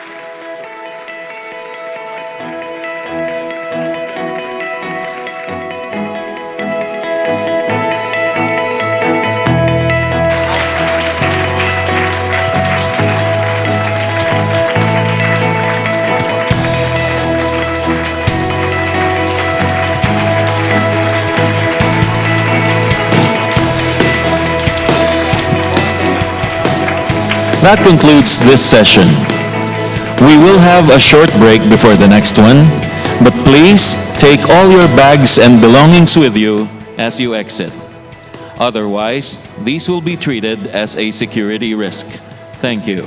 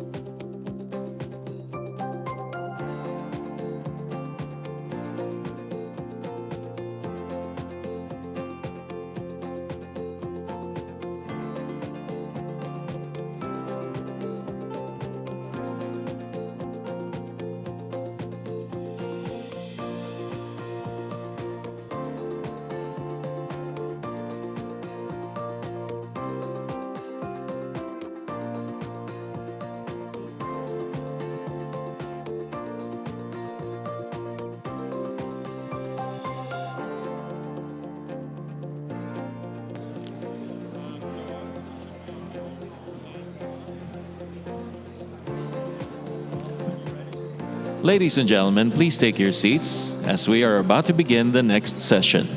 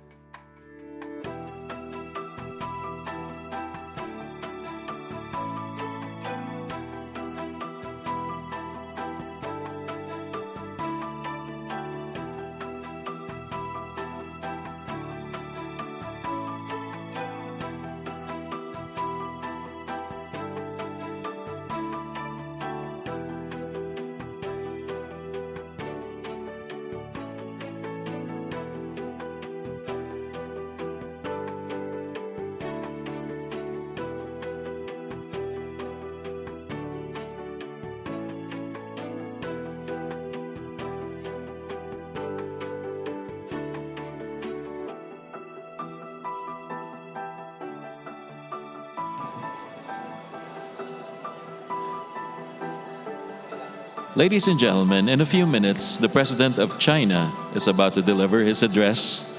Please take your seats.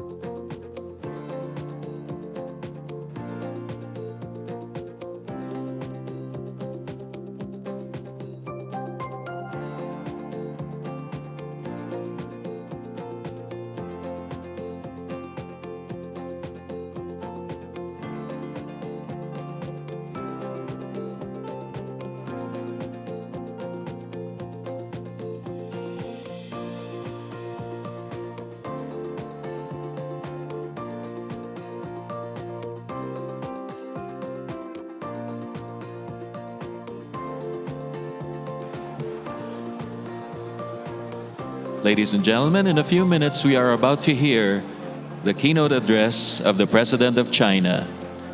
Please take your seats already.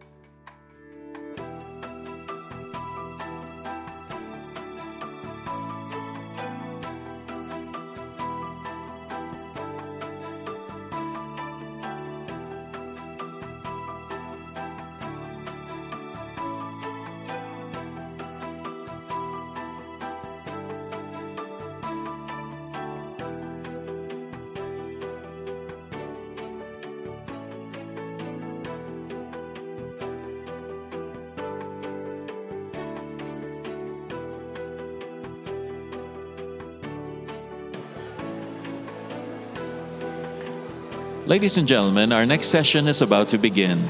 Please take your seats.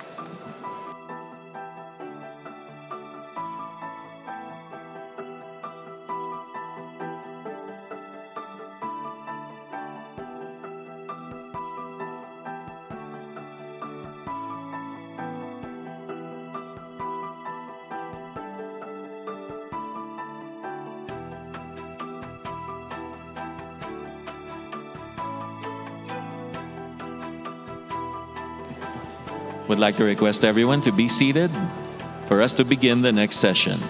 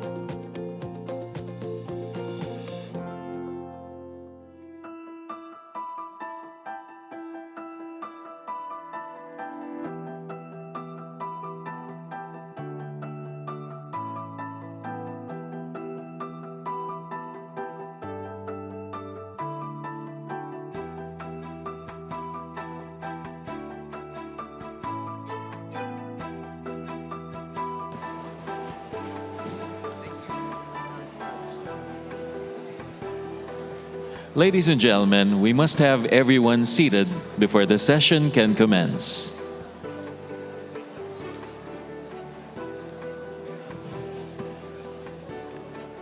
Again, we must have everyone seated before the session can commence. So kindly take your seats.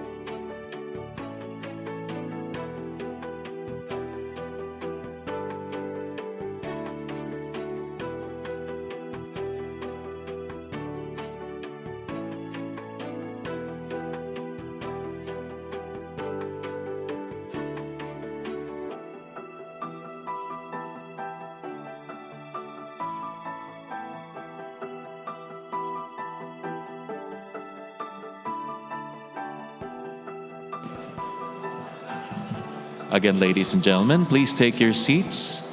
Those who are still outside the ballroom, please come inside we need you settled and seated before we begin the next session. Thank you.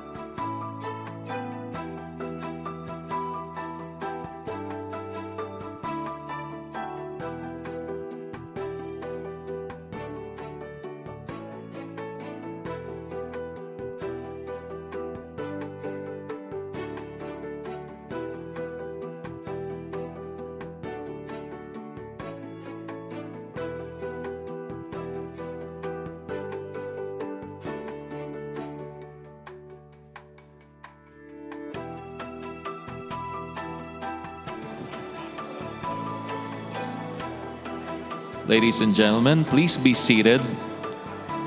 We will begin the session once everyone is seated and settled. Thank you.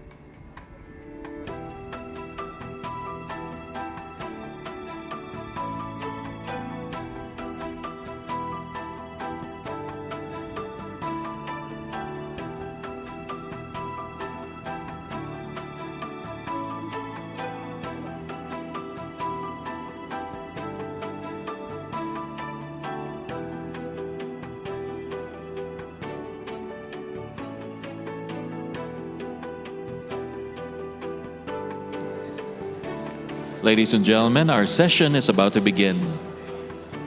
Please, everybody, be seated. And those who are still outside the ballroom, please make your way inside. Thank you.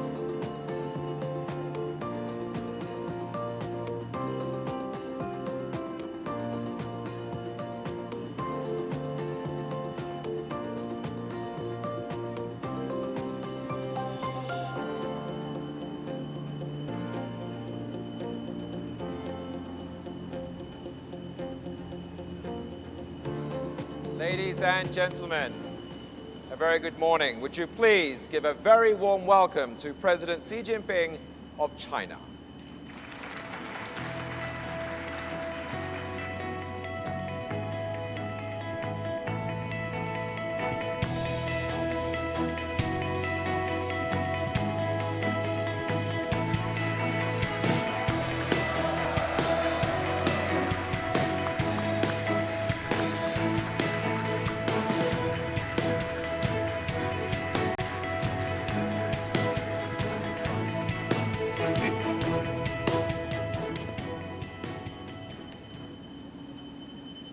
今天，我们再次非常荣幸地邀请到了中华人民共和国国家主席习近平阁下莅临工商领导人峰会，并发表主旨演讲。去年，在习近平主席阁下领导和主持下，北京。 His Excellency President Xi Jinping, the Beijing APEC leaders meeting achieved fruitful results which produced a profound impact on Asia-Pacific cooperation. We clearly remember it was exactly at the keynote speech at the opening ceremony of the CEO summit last year that President Xi Jinping called on members to 打造开放型亚太 Asia-Pacific partnership and build an open Asia economic system and explored the new drivers of economic growth to achieve Asia-Pacific dream. This has been warmly received by the business community of Asia-Pacific. 1 year after, we look forward to hearing from His Excellency President Xi Jinping on his views on the cooperation of Asia-Pacific region and the development and future direction. China is now drawing up the 13th five-year development plan. This concerns on China's economic growth prospect and also produce a major impact on Asia-Pacific and world development. What kind of new development methods will there be in China for the next 5 years? What new measures will be taken, and what new opportunities will be 从习近平 created 主席 for 阁 the 下的扬言 Asia-Pacific 中找到 economic 答案。 and development? 现在 I believe all of 让我 you 们 will 以热烈的 find 掌声 answers in 欢迎 this 习近平主席 keynote 阁 speech. 下 Now let us 发表 please 主旨演讲。 use the warmest applause to welcome President Xi Jinping to deliver a keynote speech.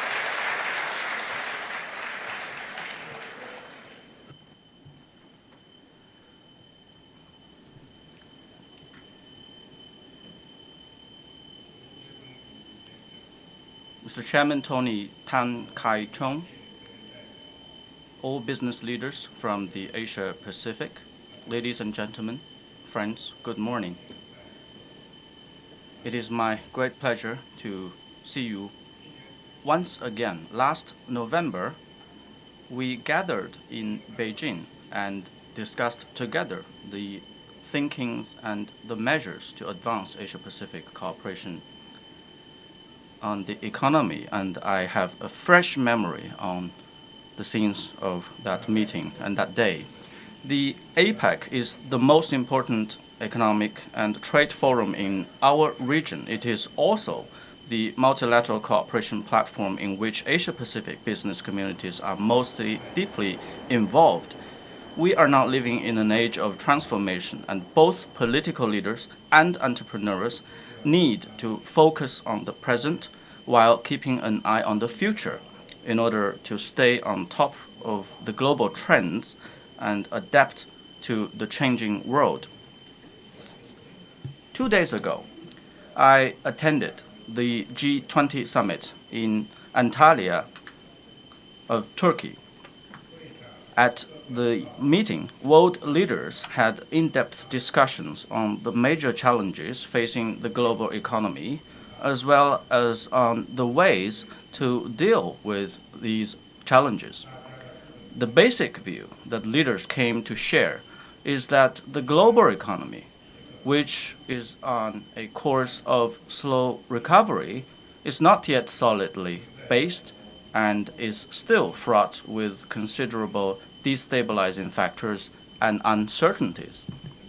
Many countries expressed worries that the divergence of the monetary policies in advanced economies might lead to disorderly capital flows, high global indebtedness, and low market confidence. And all of this, together with the fluctuations in the global financial and commodity markets, will exert a greater impact on emerging markets and developing countries in general. The global of the expectations, with sliding trend of potential growth rates and weak international trade and investment activities, the world economy might encounter simultaneous slowdown of multiple growth engines and stagnate. It will probably take a long and tortuous process before the less than healthy global economy becomes healthy again. It is against this backdrop of the multiple challenges on the world economy that the Asia-Pacific economy is also confronted with many immediate as well as potential difficulties and challenges. How to keep the Asia-Pacific economy on the right track, and how to find new growth areas and strengthen the Asia-Pacific's status as a growth engine. These are questions which merit close attention and serious exploration.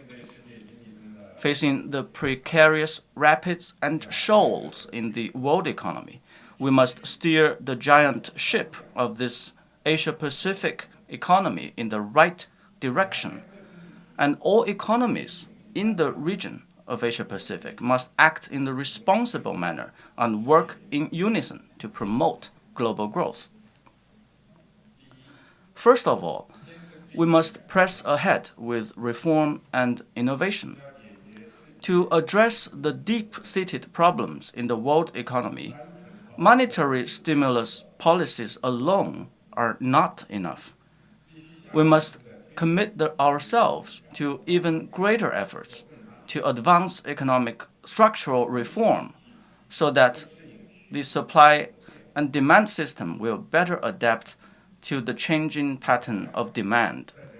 This is an area where the Asia-Pacific can take the lead in the world by adopting new approaches, models, and pathways of development.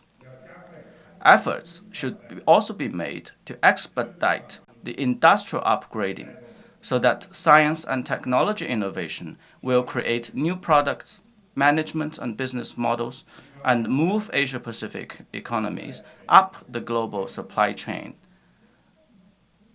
And this will enable us to jointly build and benefit from a coordinated, open, and inclusive global value chain.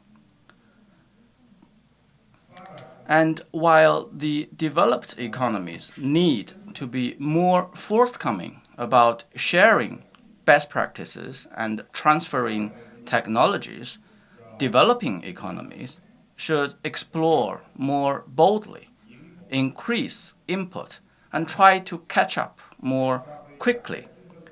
We need to leverage the role of APEC as a policy platform and an incubator for strengthened cooperation in such areas as the internet economy, blue economy, green economy, and urbanization, with a view to improving the region's capacity for independent innovation. Secondly, we must build an open economy. Over many years, the Asia-Pacific has pursued greater openness, greater integration, and greater development, and has found a unique path of dynamic regional economic cooperation, setting a good example of integration endeavor involving economies vastly different in their level of development. Last year, the APEC economic leaders took a historic step forward by kicking off in Beijing the Free Trade Area of the Asia-Pacific, or FTAP process. With various new regional free trade arrangements cropping up, there have been worries about the potential of fragmentation in this regard. We therefore need to accelerate the realization of FTAP and take regional economic integration forward. We need to encourage equal-footed participation and extensive consultation and make free trade arrangements open and inclusive to the extent possible, with a view to enhancing the economic openness in our region and upholding the multilateral trading regime. We must commit ourselves to win-win cooperation, oppose protectionism, and promote fair competition. Thirdly, we must implement the Sustainable Development Agenda.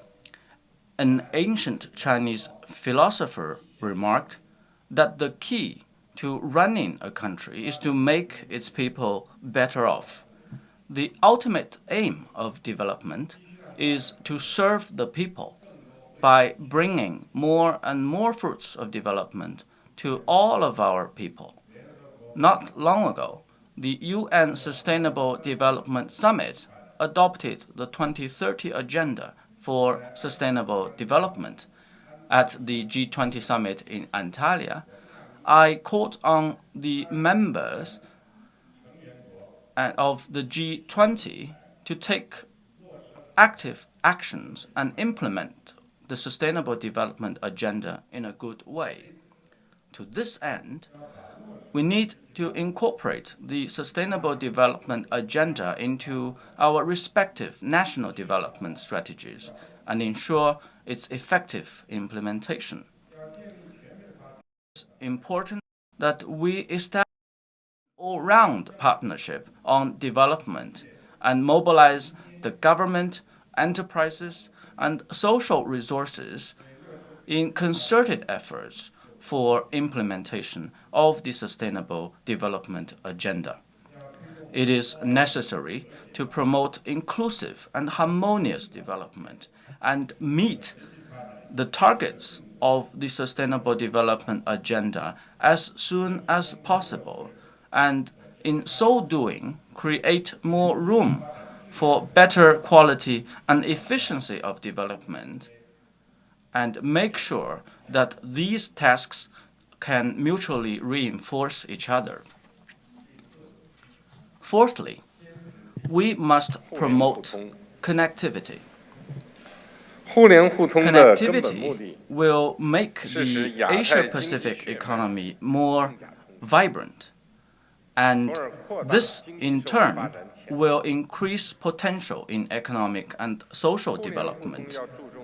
Connectivity focuses on infrastructure, rules and institutions, personnel movement, the three-in-one connectivity, and calls for progress in policy communication, infrastructure linkage, trade flow, financing arrangements, as well as the friendly exchanges between the people. It's important that through connectivity efforts, countries can align their national development strategies, plans, and programs, and accurately identify priority areas and projects.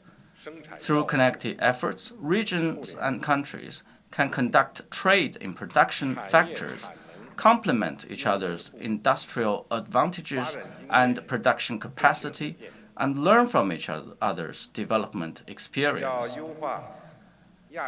The supply chain, the industry chain, and the value chain of the Asia-Pacific need to be improved so as to achieve economy of scale and combined effects, which will serve the interests of the overall invigoration of the Asia-Pacific economy.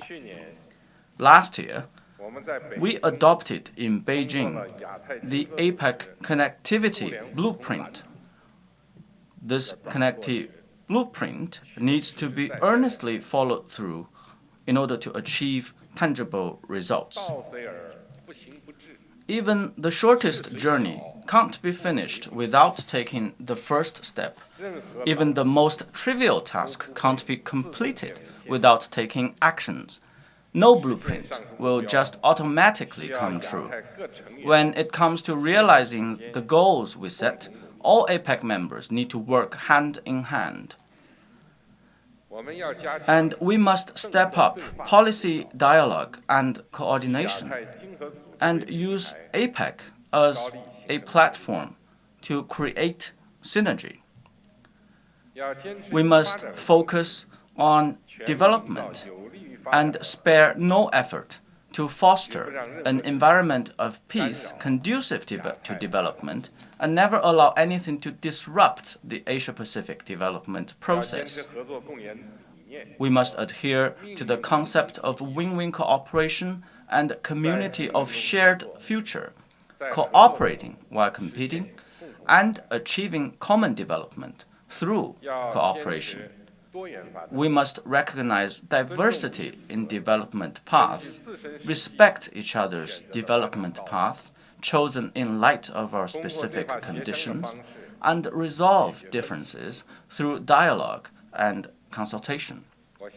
I am confident that the vast Pacific Ocean will become a bridge of cooperation, a bond of friendship, and a place we call our common home. Ladies and gentlemen, dear friends, as the world's second largest economy, China's economy is very much drawing the attention of people. This year, with global growth slowing down, China is working vigorously to overcome difficulties and meet challenges by strengthening macro regulation and effectively advancing reforms. Some economic indicators have somewhat fluctuated between months and quarters, but the overall economy has operated within the reasonable range and maintained steady and fairly rapid growth. In the first 3 quarters, China's economy grew by 6.9%, contributing about 30% to global economic growth. When the economy slows down, the contribution ratio still stands at 30%. Well, of course, in the past, it could be 50%. And such a growth was achieved by a big economy of over $10 trillion. And it is achieved in the process of economic restructuring and transformation.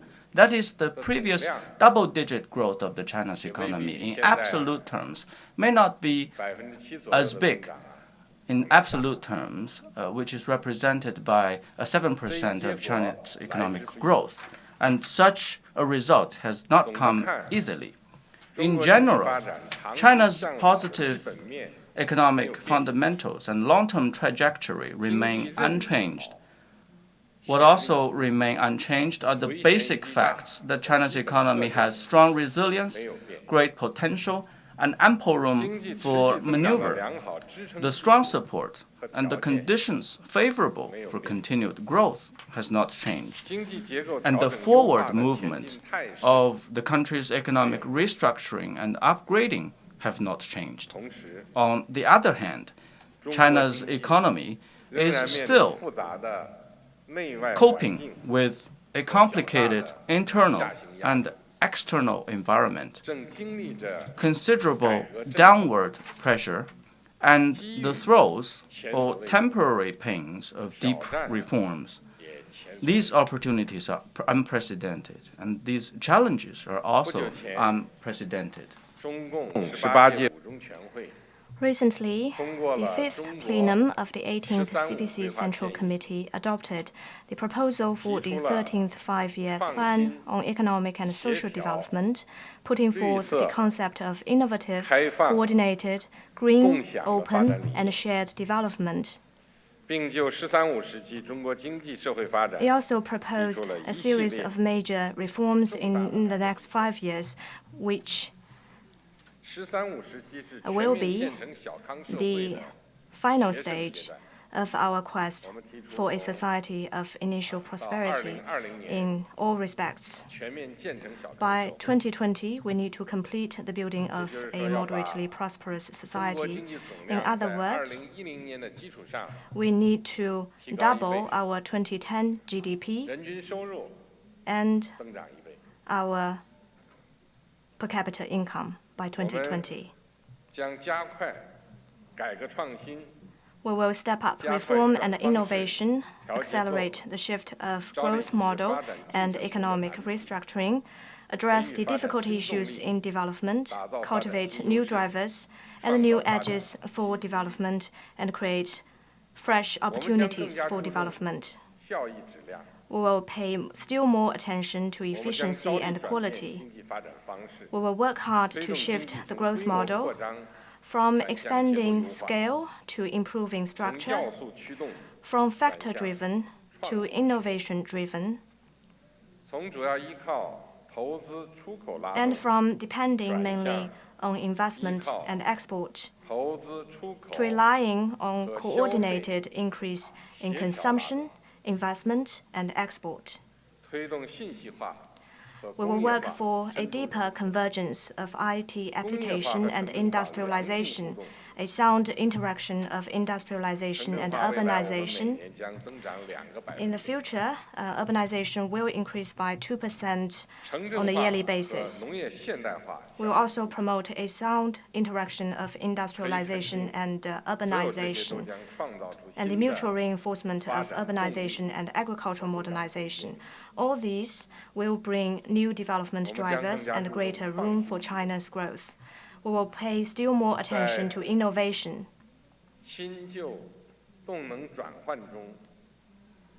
As we transition from the old engines to the new engines, we will vigorously implement the strategy of innovation-driven development, lay greater emphasis on innovation, and harness its multiplier effect in boosting growth.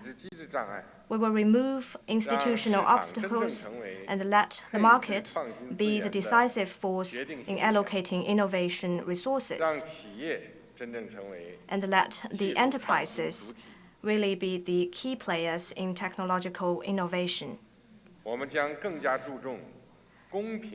We will pay still more attention to equity and justice, always bearing in mind the most direct and immediate interest of the people. We will build a new development mechanism that features equity, justice, joint efforts, and sharing of benefits by all, so as to make the economic development more inclusive. While making a bigger pie, we will divide the pie more fairly. We will concentrate our efforts on some tough issues.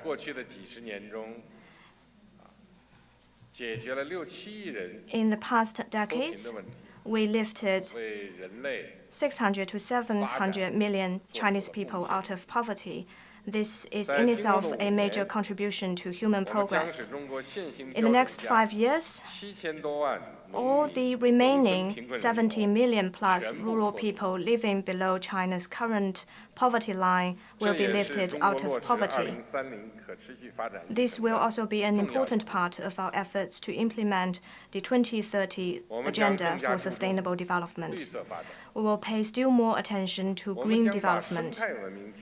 We will make ecological progress part and parcel of the entire process of our economic and social development, with a view to achieving sustainable development. We will strengthen our capacity to adapt to climate change. In this regard, we are also stepping up international cooperation. For example, we issued a joint presidential statement on climate change with the United States, and we also issued a joint statement with France on climate change. We will stick to our basic state policy of resource conservation and environment protection, and turn China into a beautiful country with blue sky, green land, and clear water. We will pay still more attention to opening to the outside world. While pushing for a more proactive strategy of opening up, we will build a new system of open economy with an even higher level of openness. We will accelerate efforts to build high-standard FTAs. The negotiations for upgrading the China-ASEAN FTA are almost completed and will soon produce positive results.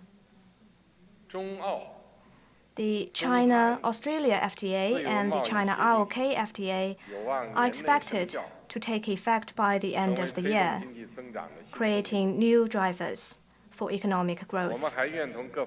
We are also ready to work with relevant parties to conclude the RCEP negotiations at an early date and speed up negotiations for FTA between China, Japan, and ROK. We will step up reforms of the foreign investors management system, substantially cut restrictions on market access for foreign investment, improve IPR protection, and foster an open, transparent, fair, and highly efficient market environment. Here, I would like to reiterate that China's policy on welcoming foreign investment will not change, nor will its protection of the legitimate rights and interests of foreign invested companies, or its commitment to provide better services for them. China's door to the outside world will forever stay open. Ladies and gentlemen, friends,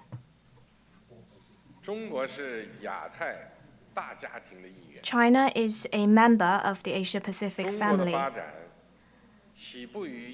We began our development here, and we own our development to the Asia-Pacific. We will continue to anchor ourselves here and deliver benefits to the region. 2 years ago, I proposed the initiative of jointly building the Silk Road Economic Belt and the 21st Century Maritime Silk Road. The initiative has since received warm responses from and active participation by over 60 countries and international organizations. The Belt and Road Initiative is gaining momentum and achieving some initial results.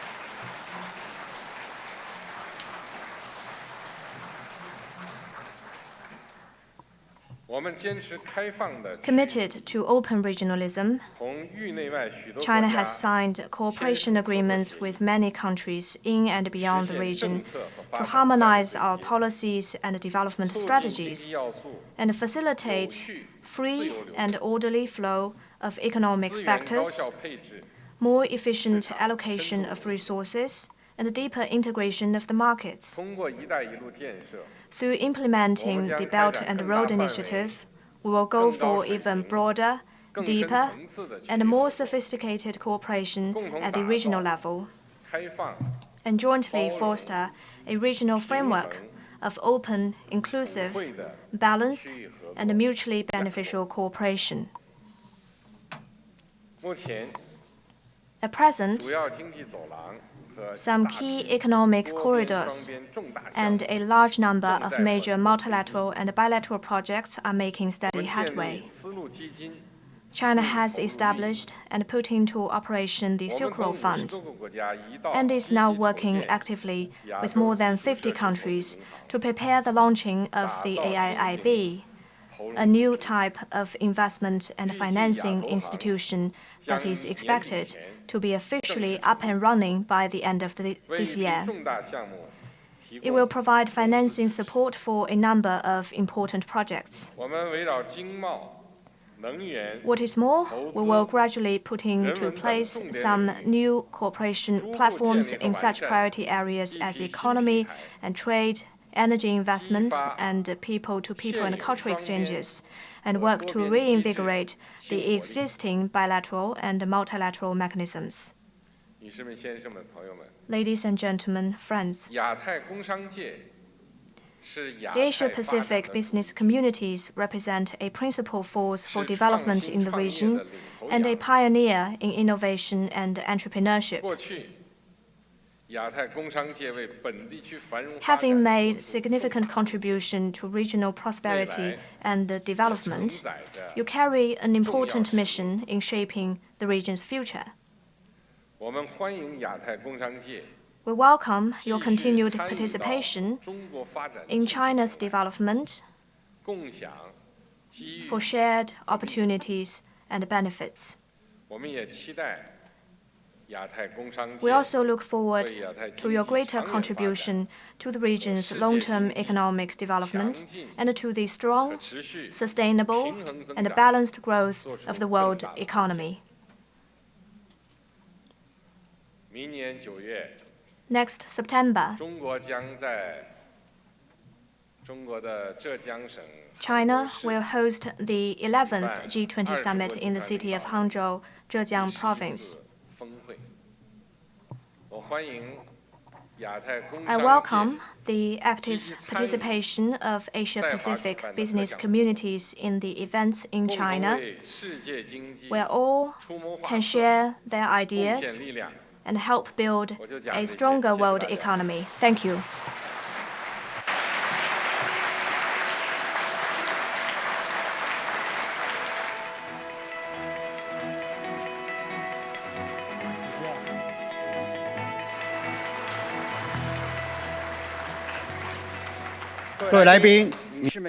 Distinguished guests, ladies and gentlemen, the keynote speech by President Xi Jinping is indeed very insightful and inspiring. It presented a new vision for Asia-Pacific cooperation and charted a new path for Asia-Pacific to play a leading role in the world. and also outlined the new ideas, new measures, and new opportunities for China's future development. It further strengthened our confidence in realizing win-win cooperation and development. So let us once again thank President Xi Jinping with a warm round of applause.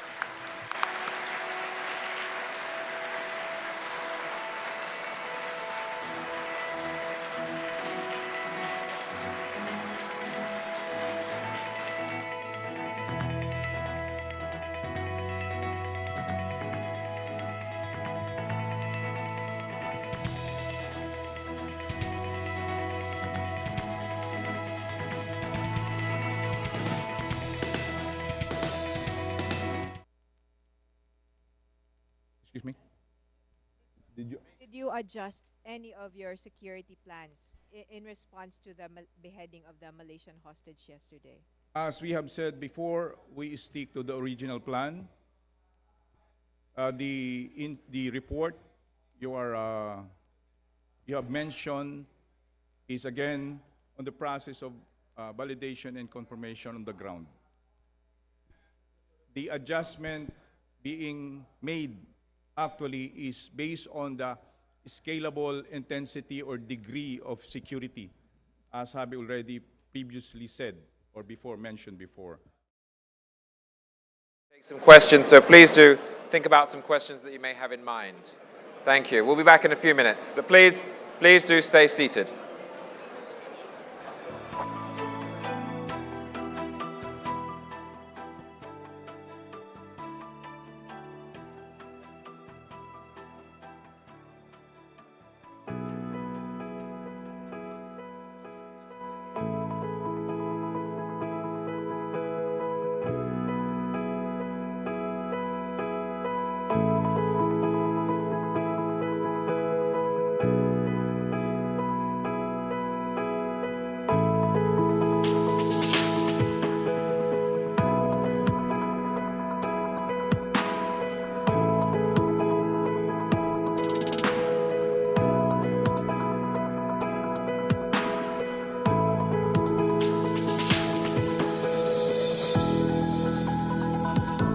Of their respective jurisdiction, just in case there are situations that may arise, especially in this particular event. Sir, can I get back to the reported beheading? Could you tell us about the provenance of these reports that this hostage has indeed been beheaded, and how would you describe the credibility of these reports as you describe them? And that is the reason why we're still on the process of validating the information.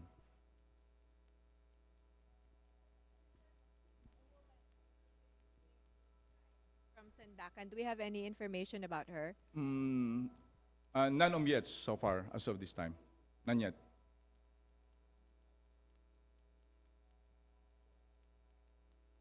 Thank you. Sir, do you see any connection between the Davao incident and APEC? As I've mentioned before, there is no evidence that would link directly on anything that happens outside of Metro Manila, linking it to the APEC event. But what we can say is that the security forces is already in place. The operational plan is being executed based on the original plan. We have already forces on the ground and will address situation based on the plan that was already discussed before.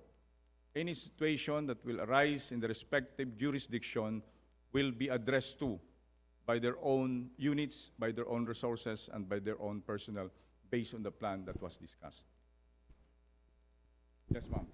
Sir, what can you actually say to the public, the somehow assurance that the security and safety is being handled by the PNP, of course? First of all, as we have mentioned before to the public, we ask for your patience of course, the traffic condition that is being experienced in Metro Manila. On the part of the security, the forces involved in this security task force is already in place. As we mentioned before again, as the leaders comes in, and actually they are here already. Some of them will be coming this morning. The degree of intensity is already high. So we can assure the public, our people, that security measures have already been in place. It's just a matter of continuing the execution of what has been planned, what has been discussed by the members of the Security Task Force. General Arrojado is saying that the head of the Malaysian hostage who has been beheaded has indeed been recovered. Can you confirm that, sir? I already answered you. We're still validating such information. Thank you, sir.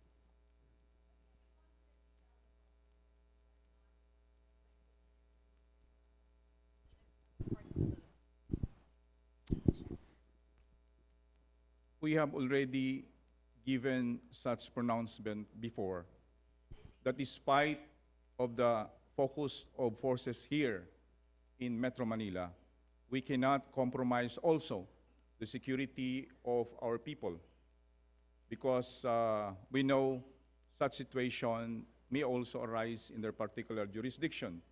And that is the reason why, despite of the focus of forces in Metro Manila, we place all units in full alert status to ensure that proper response and sufficient personnel will address any situation that may arise in the respective jurisdiction.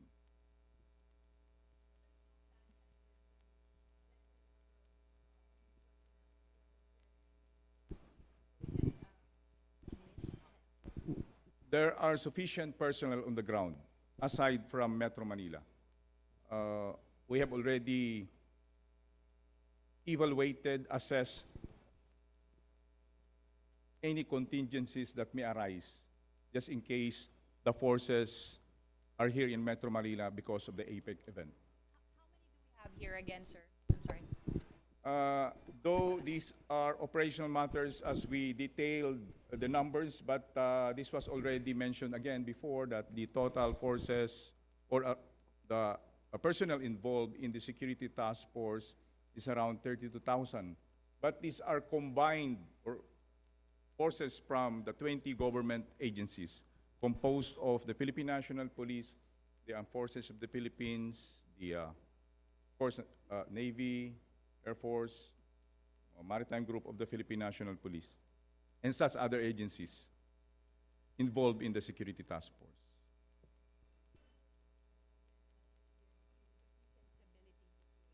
All over the country. Excuse me. Just describe the peace and stability, the security situation all over the country, considering that a lot of the personnel are focused in Manila. How would you describe it? What is it? As of now, it's generally peaceful, though there are some incidents in Davao. But again, what we can say is that we can assure the public that aside from the forces here concentrated in Metro Manila because of the APEC event, forces are also stationed in respective jurisdiction. For the past weeks, we can say that the entire country as of now is the peace and order situation is manageable and generally peaceful. There may be some crimes that were committed, but again, this is being addressed by the task group on anti-criminality, based also on the normal function mandated with the Philippine National Police. Sorry, Isabella? sir. Yes? Isabella from CNN Philippines. These are crimes that were committed by, of course, robbery, theft,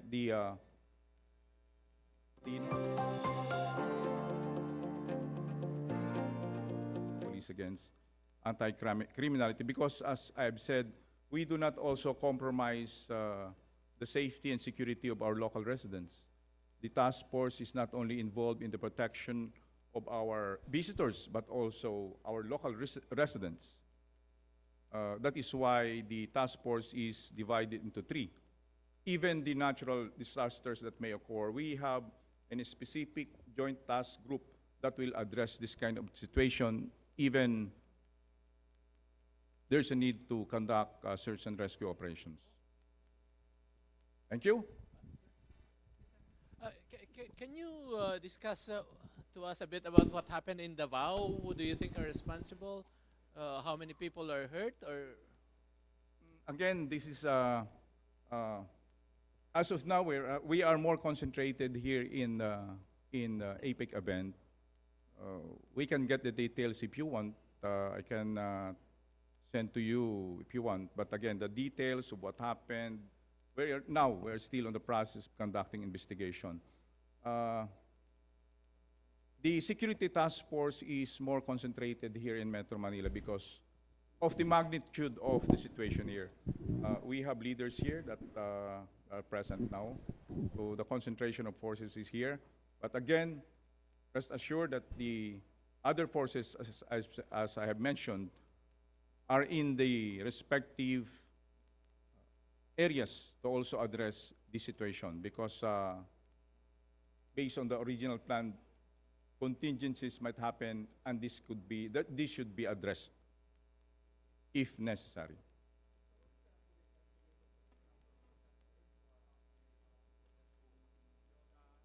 You mentioned earlier that there were 2 lightning rallies. Yes, around 200.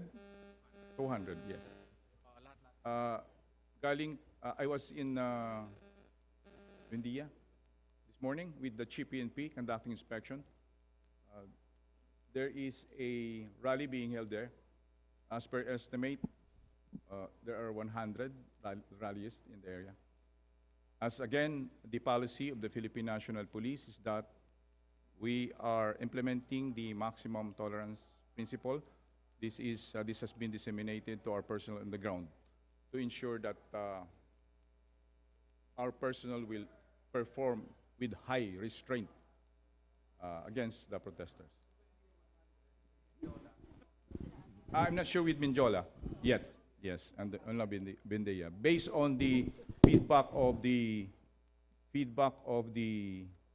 officer on the ground when interviewed this morning. But again, this may vary from time to time. Sir, some netizens have posted photos of policemen sleeping in alleys, eating in small corners. The question is, the netizens are posing is there a special... Welcome to Prime Minister Dmitry Medvedev of Russia.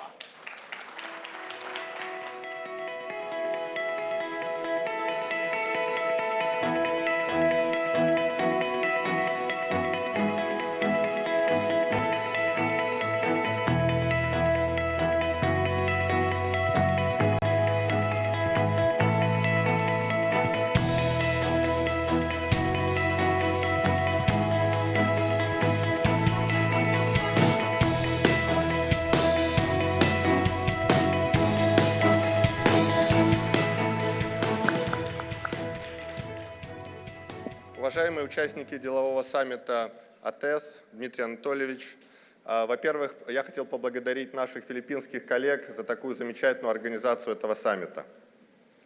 Россия вступила в АТЭС в 1998 году и с тех пор принимала в организации очень активное участие, в том числе в рамках саммита во Владивостоке в 2012 году. Including the APEC summit in Vladivostok in 2012, where we created a lot of infrastructure projects.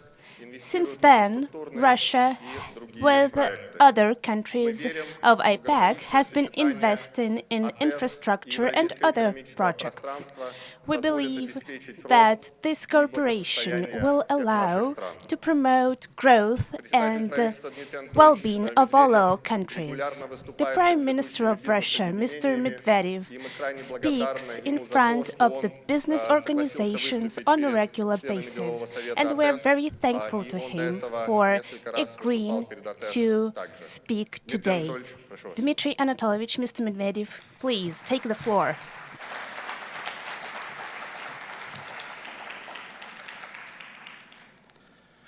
Уважаемые дамы и господа, ladies and gentlemen, I would also like to thank the hosting country Thank you, Philippines, for seamless organization of this event.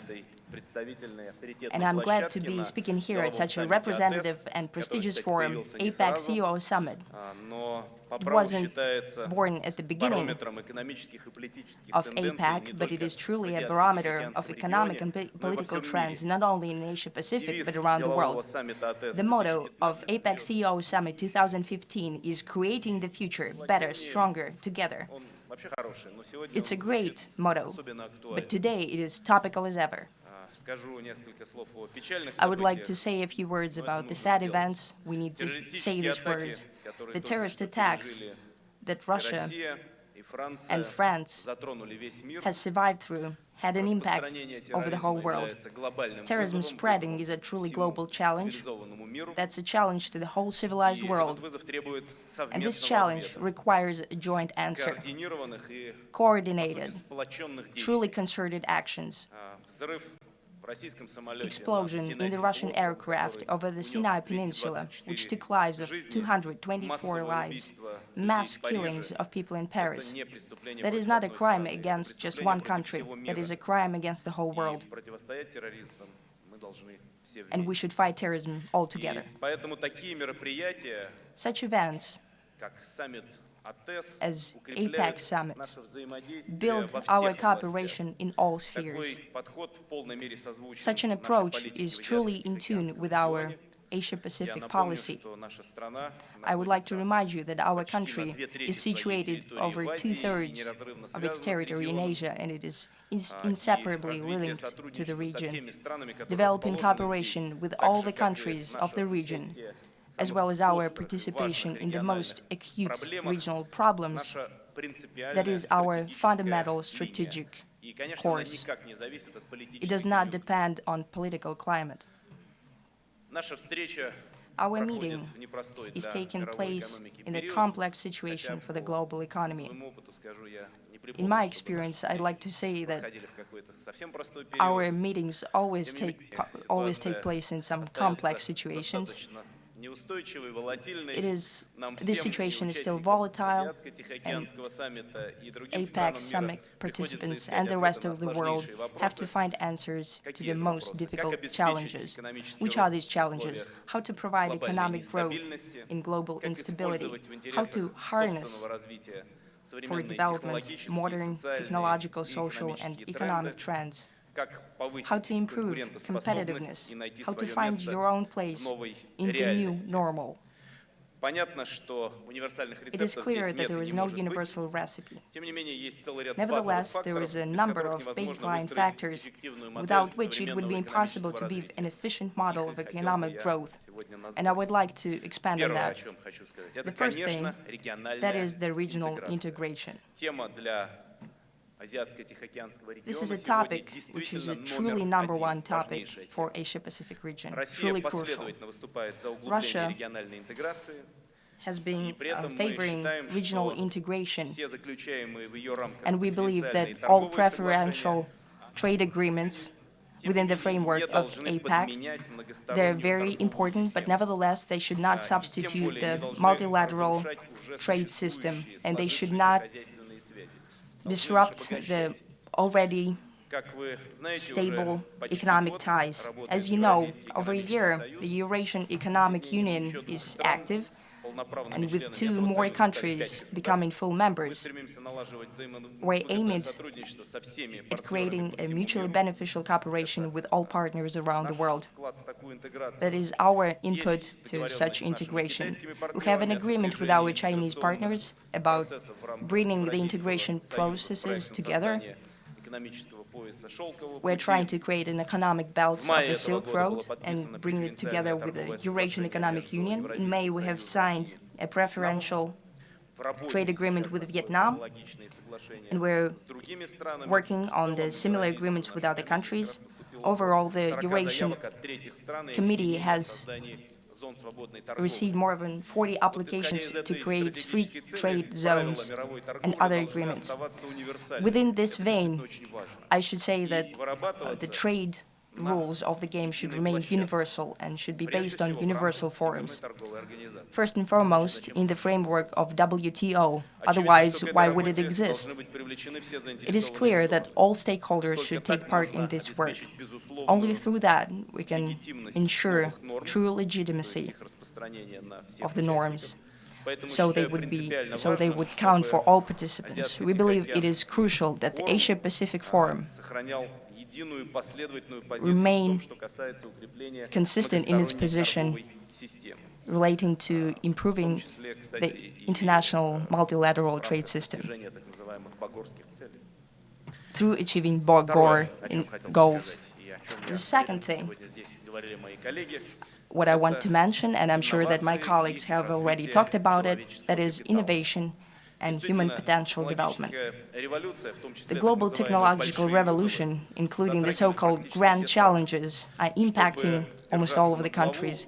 In order to stay afloat, to win in the competitive challenges of today's world, we need to respond to them. APEC economies complement each other in research and development, infrastructure, in human and education potential, in commercialization of innovation projects. Using these advantages, bringing it to life, would allow for a new quality of economic development. For business, also for small and medium enterprises, that is a new horizon of opportunities. Russia is ready to work in this sphere. Next year, we will host a very prestigious innovation forum, International Organization of Conference of Association of Science Parks and Innovation Zones, and we invite our APEC partners to participate in this forum. It is impossible to develop human capital or to develop regional integration without investments.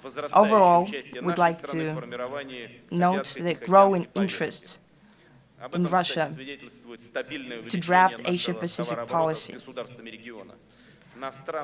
We see a stable increase in our trade with the regional countries.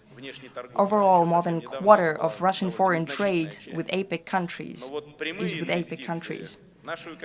However, direct investments to the Russian economy from APEC countries and vice versa are not growing as robust as we wanted to. Right now, it stands around $10 billion. Right now, we're proactively launching joint investment funds with China, Japan, and South Korea. We're working on the same type of tools with other APEC countries. The opportunities for cooperation are almost inexhaustible in our development of Siberia and Far East. Here we have launched a special mechanism of advanced development territories with special tax and administrative privileges.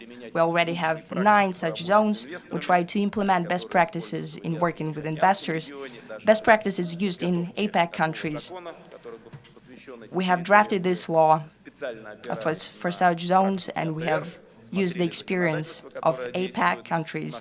We took a look at the legal framework of these countries. Some other privileges would be acquired by the free port of Vladivostok. We plan to expand this law for other key ports of Russian Far East. Russia plans to participate in solving the most crucial regional problems. We're talking about energy security of APEC countries. We need to keep in mind that despite significant sources of oil and gas, the region still has an energy deficiency. Russia has great resources, and it is geographically close. That is why we can provide stable, long-term deliveries, and the prices are competitive. It is clear that all this situation should be harnessed to the most benefit. Another avenue, which is very important for the countries of the region, and we have a lot of prospects of cooperation, that is food security. It is a big region. The population is growing. we need to understand that the food security issues would be more and more topical. Right now, Russia produces a lot of grain. We export grain a lot. By the year 2020, we expect our export opportunities to stand at 35, 40 tons. That will be also an input to solving the food security issues. We're not only talking about export, but also about full cooperation with our partners and other participants of APEC market. Ladies and gentlemen, dear colleagues, the issues outlined by me and by the previous speakers, these are not exhaustive topics of the agenda for our countries. They're opportunities to increase our cooperation. These opportunities are truly outstanding. We need efforts from business on the one side and from the states on the other side to use these opportunities to the fullest in the interests of the whole Asia-Pacific region. That means that it's our vested interest. Thank you.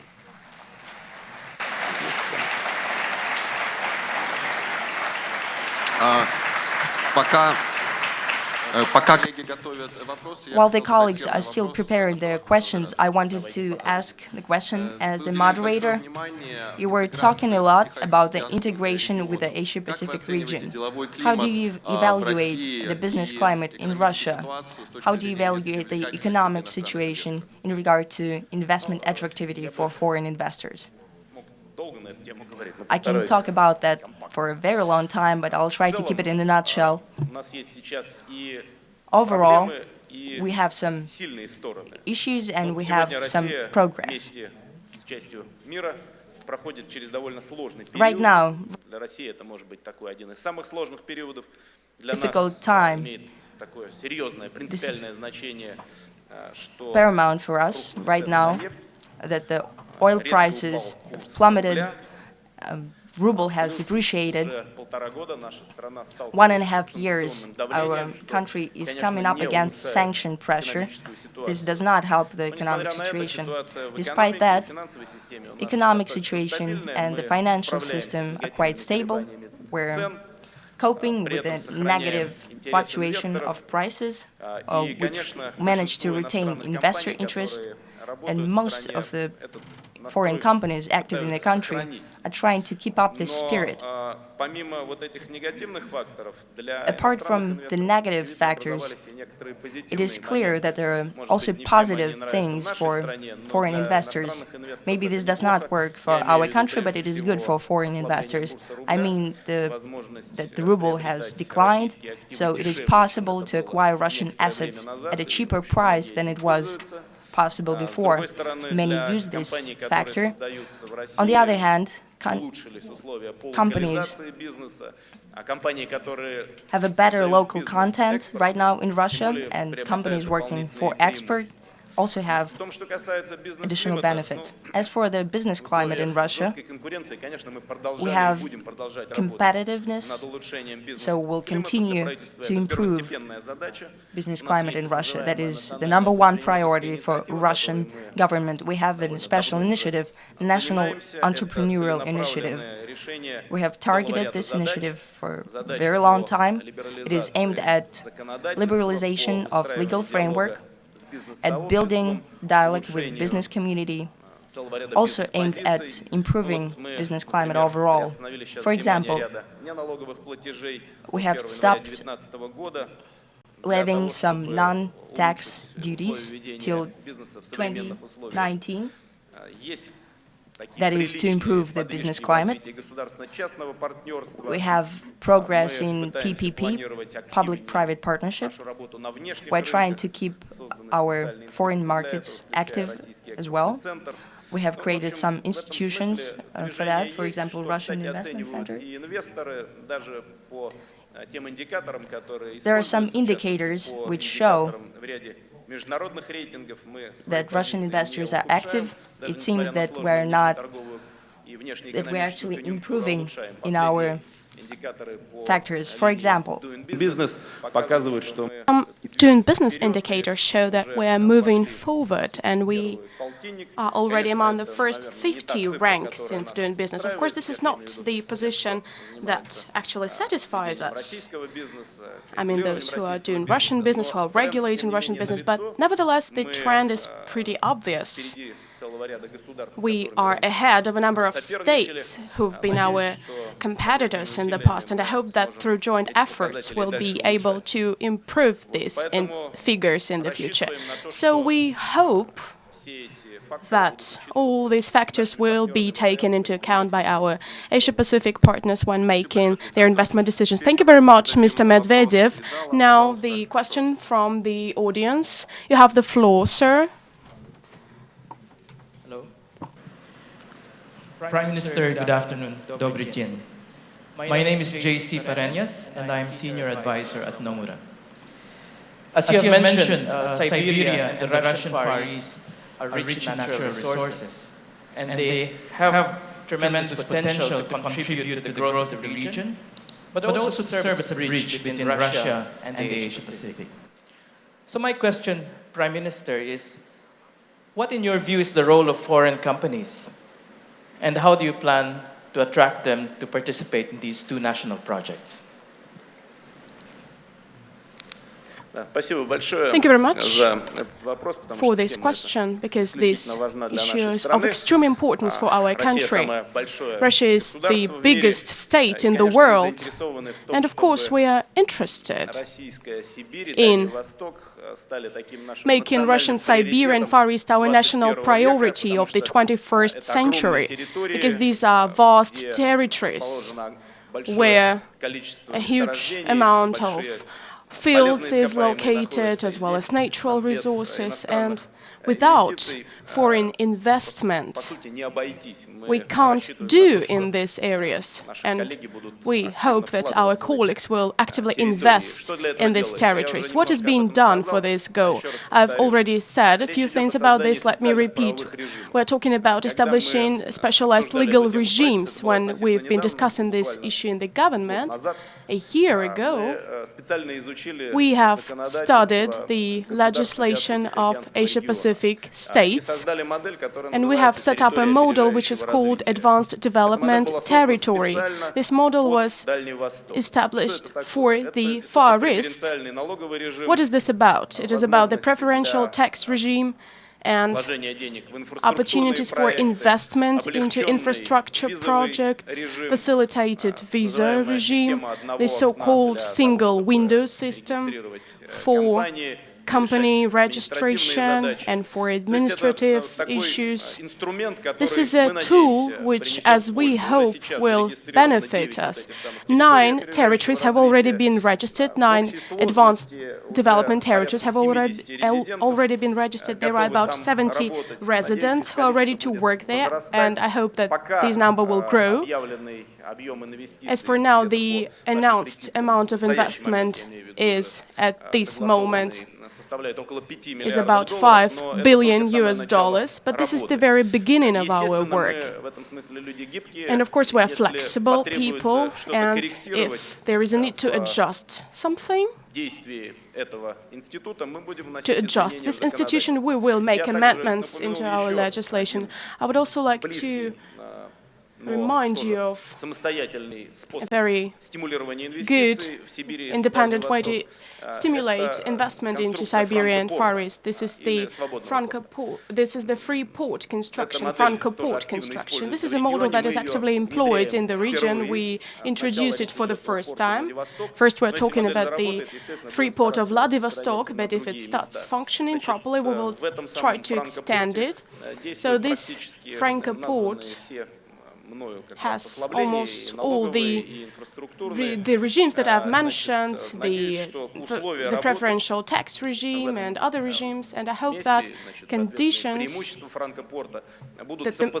will be comparable to the same ports that are located in the Asia-Pacific region, and will be able to compete with our partners in Asia-Pacific. But let me repeat, this is a creative work.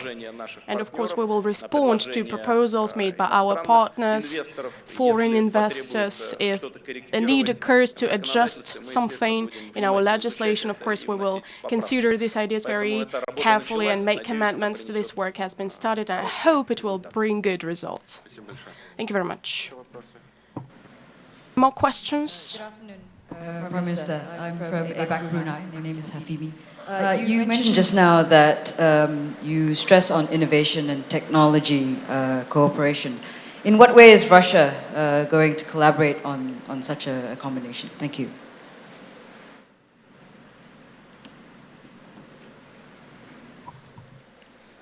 Thank you.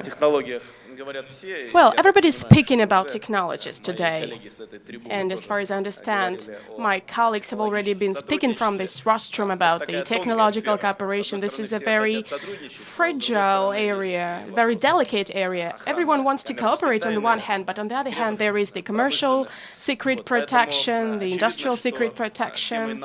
So it is obvious that the issue of innovation is of principled importance for the development of any states today.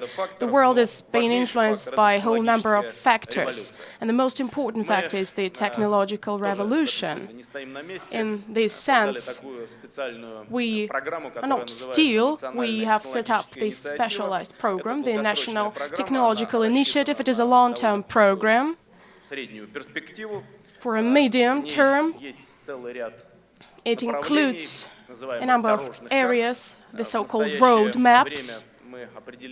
We have determined 9 target markets, and we are going to finance events.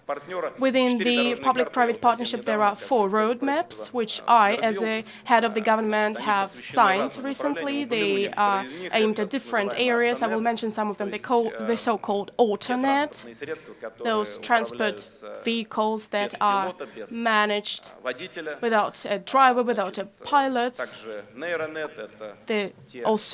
It includes the neural net, those technological solutions that are related to the activization of brain activities, and a number of other road maps which we are going to sign in the near future.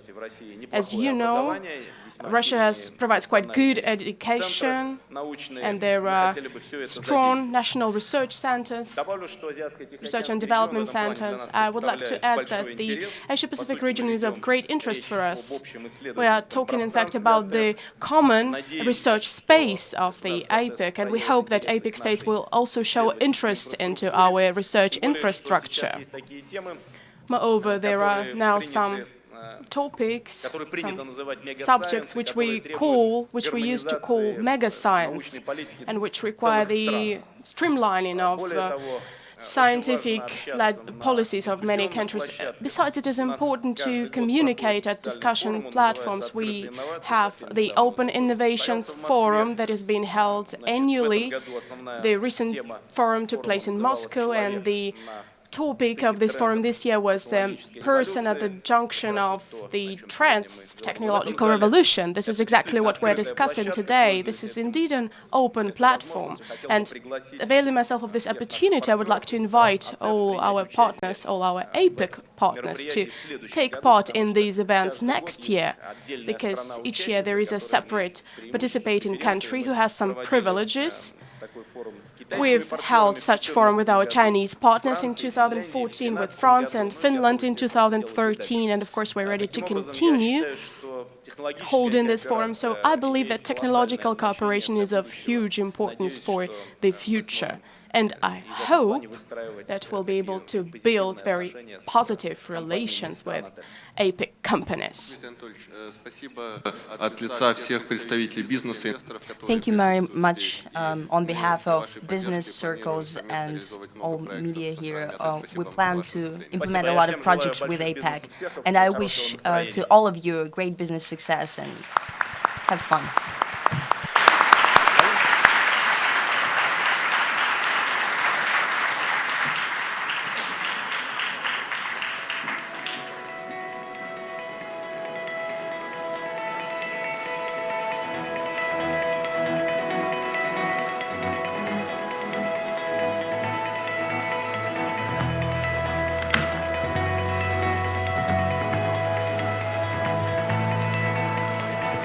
Ladies and gentlemen, if I could invite you to please be seated. We have two more leaders to come into the stage. This is a surprise announcement, so if I can please invite you to stay. We have two more very special leaders.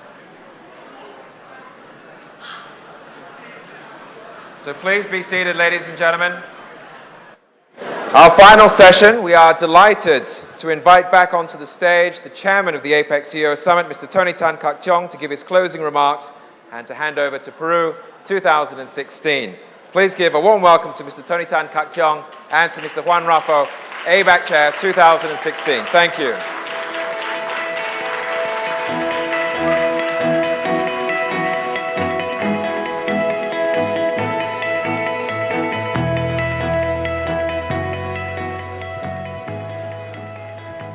My fellow APEC members, friends, ladies and gentlemen, in the last 2 days, over 800 delegates from across the region and beyond have gathered at this APEC CEO Summit in Manila to take part in a conversation on how we can together create a future that is stronger and better.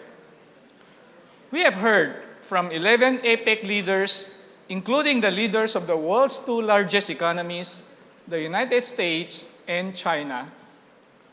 We have heard from visionary entrepreneurs who have created global companies. We have heard from business leaders and social entrepreneurs that have made a large difference to the world. In responding to the question, where do we go from here?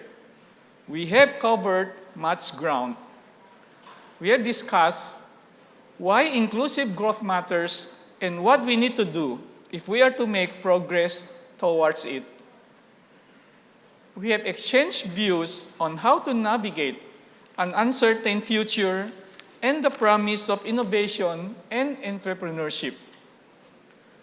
We have talked about the future of growth and trade, health and education, and the cities of the future. In a world that is increasingly divided, our conversation here in Manila has been conducted in the spirit of APEC with goodwill and respect for diversity and differences of opinion. As this APEC CEO Summit draws to a close, I would like to acknowledge and thank all who have made it possible. I would like to thank our sponsors from across the world and from the Philippines for your generous support. I would like to acknowledge my colleagues on the host committee led by Bill Luz and the many volunteers for their commitment and tireless effort.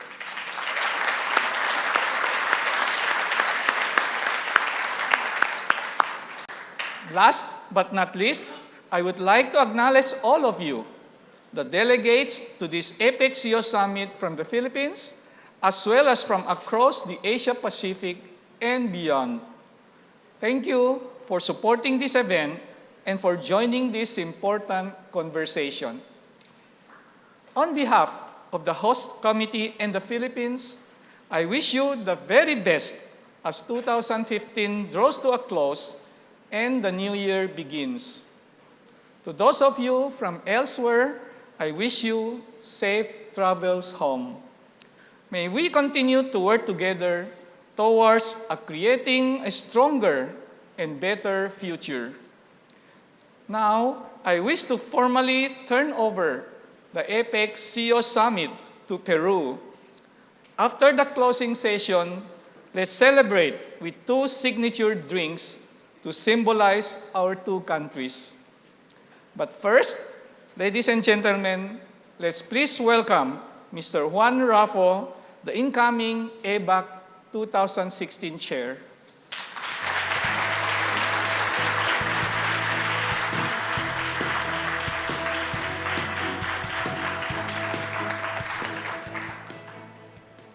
Thank you very much, Tony.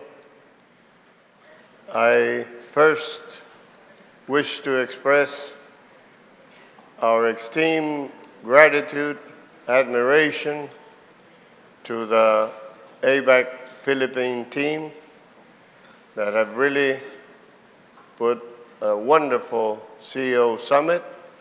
And not only that, but they've been very gallant and courteous in turning this over to Peru for year 2016. So please help me giving Tony a big hand of applause.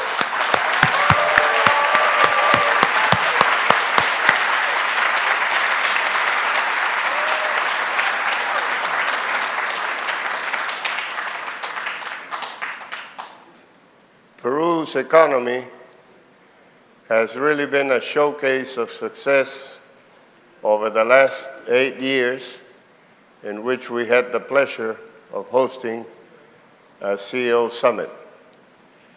The economy has performed tremendously well, although these now are not so easy times.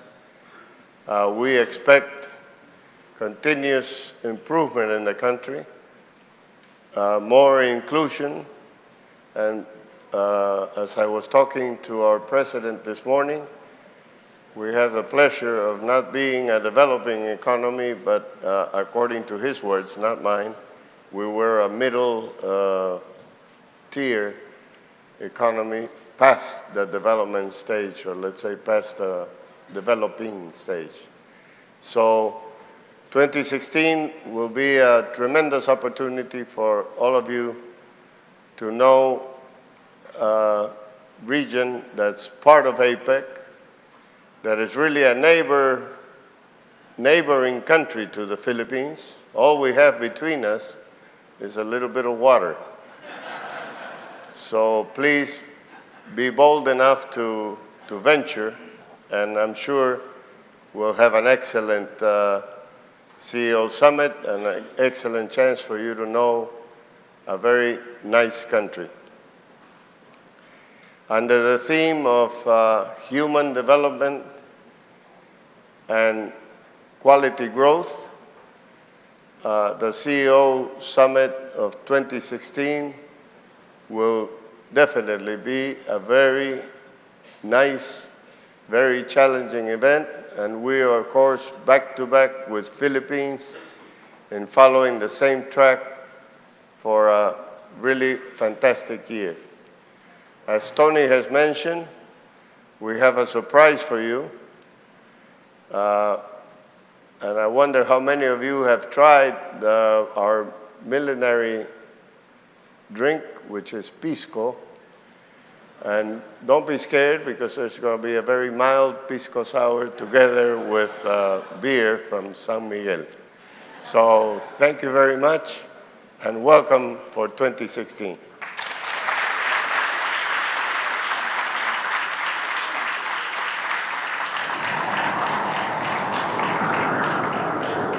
A new Peru is born. One that awakens to show the world that we are home to more than an ancient culture and a great ceviche. A new Peru that rises stronger, with more drive, and is more dynamic than ever. Where every day new opportunities are discovered, both within and beyond our borders. A new Peru that wants to take its people to the highest level. That understands that together we are much stronger. That learns from its past, builds its present, and dreams of a great future. And where the idea, I will help my country to succeed, fills our hearts. A new Peru that opens the door to our brothers and sisters around the world with pride and joy. Because it's a new Peru, built for new Peruvians. Welcome to Peru.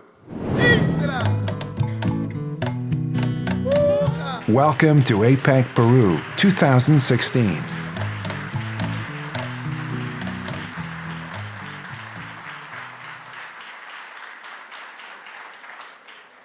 Distinguished guests, ladies and gentlemen, thank you very much for joining us here in Manila for the APEC 2015 CEO Summit. We hope you'll join us next year in Peru, Lima. Until then, bon voyage and safe travels. Thank you and good afternoon.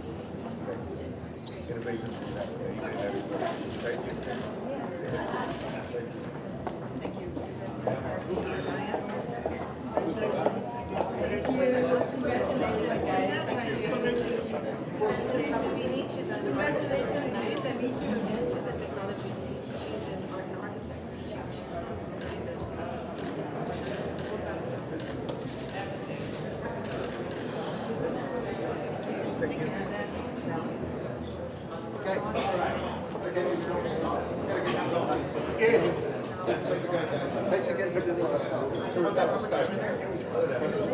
I agree with you.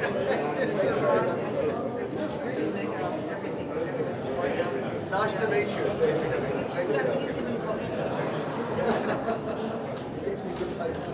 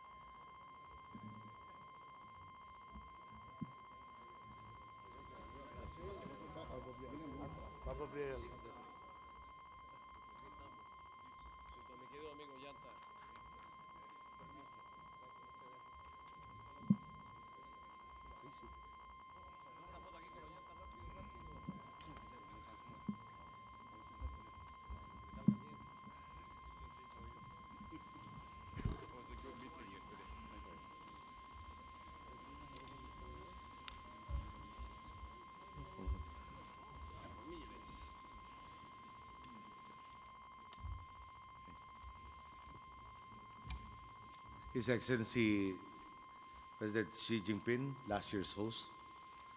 Next year's host, His Excellency Yolanda Mala Tasso. The Honorable Malcolm Turnbull, Prime Minister of the Commonwealth of Australia. His Majesty Sultan Haji Hassan Al Bolkiah of Sultan and Yang Dipertuan of Brunei Darussalam. The Right Honorable Justin Trudeau, Prime Minister of Canada. Her Excellency Michelle Bachelet, President of the Republic of Chile. The Honorable Leung Chun-ying, Chief Executive, Hong Kong SAR.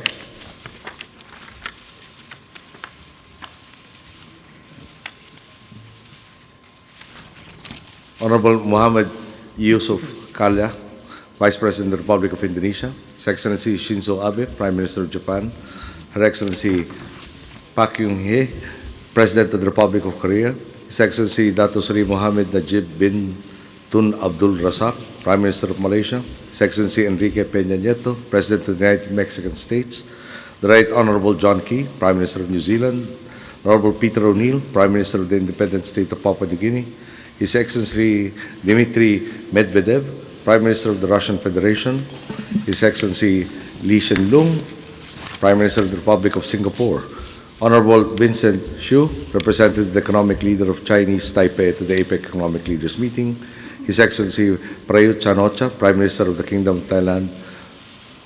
His Excellency Chung Tan-sang, President of the Socialist Republic of Vietnam. Ladies and gentlemen, good afternoon. Excellencies, partners from APEC, ladies and gentlemen, let me begin by putting forward an observation as someone who has worked both in the private and public sectors. The effectivity of government and business is measured by how they cope with disruption. In fact, we can say that many aspects of our work involve responding to disruption. When natural calamities hit, we have to take immediate actions to make sure we not only secure our people ahead of time, but also build back better afterwards. When there are significant movements in the global economy, we need to revisit our policies to make sure our economies and our companies not only act swiftly to adjust, but remain competitive in a new environment. There is also disruption in a positive sense, where a few innovative companies broaden our technological frontiers, dramatically alter the market, and thus push all other firms to adjust to the new norm. Disruption can also be a strategy to enable government to challenge the status quo and adopt wide-ranging reforms to make sure that our progress remains equitable. Our gathering today is an exercise in positive innovation. Confronted by an increasingly complex, interconnected, and unpredictable world, we are all challenged to look at trends that may cause disruption so that we can act with resilience and craft a response with inclusivity at its core, ensuring no one is left behind. These two elements are at the heart of the report prepared by our friends at APEC, aptly themed, Resilient, Inclusive Growth, a Fair Deal for All. I will not preempt the presentation of our colleagues from APEC, but allow me to share with you 2 points that I have taken to mind as President.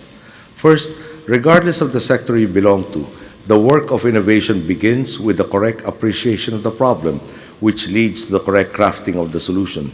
Policymakers must provide the environment that nurtures this.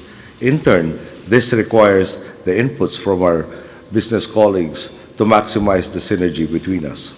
In this endeavor, the private sector plays a vital role here. In fact, is it not true that much of the success of our business community can be attributed to visionaries identifying problems and coming up with out-of-the-box solutions? In business parlance, I'm told this is known as finding a need. This brings me to my second point.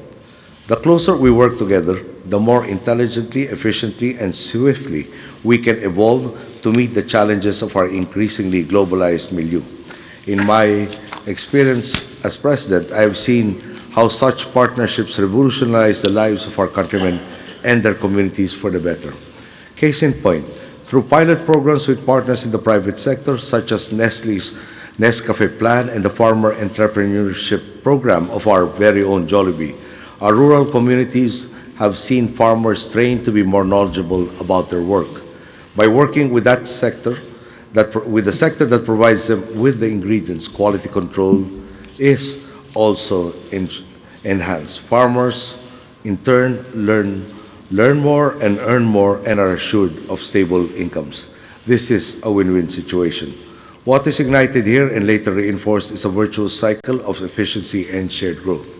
To my mind, such efforts are representative of what APEC and the rest of the APEC community do for our region, to inspire a sense of possibility and optimism, which gives birth to innovations and new pathways in business, economics, and governance. In other words, evolution born of innovation takes place. And I must say that by evolving, we become more efficient, and being more efficient, we can better compete and take hold of the opportunities that emerge to grow our markets. Today, in the various breakout sessions, we will discuss topics which, in very concrete ways, impact the lives of our peoples and the development of our economies. These are, first, the next steps towards a free trade area of the Asia-Pacific. Second, the pursuit of region-wide growth through services. Third, the expansion of infrastructure finance. Fourth, the advancement of MSME growth. And fifth, the promotion of sustainable development, as well as that of the rule of law. In all our discussions, may we invite our leaders and APEC representatives to share your thoughts and insights in an open and friendly manner, which has become the hallmark of this gathering. You and I, as leaders of our economies and our respective sectors, have the same mission: to increase prosperity. You for your corporations, and for all of us for our peoples. Working hand in hand enables us to better understand the context that we operate in, formulate the right approaches based on the correct understanding of the problems, and thus lay the groundwork for a more resilient future, one that is sustainable, inclusive, and truly fair. Thank you. Good day.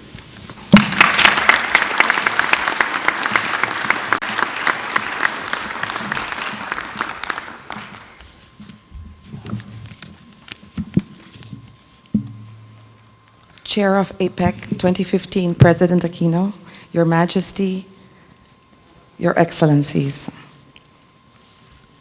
Much has been achieved. The world we know has profoundly changed since the establishment of APEC 25 years ago.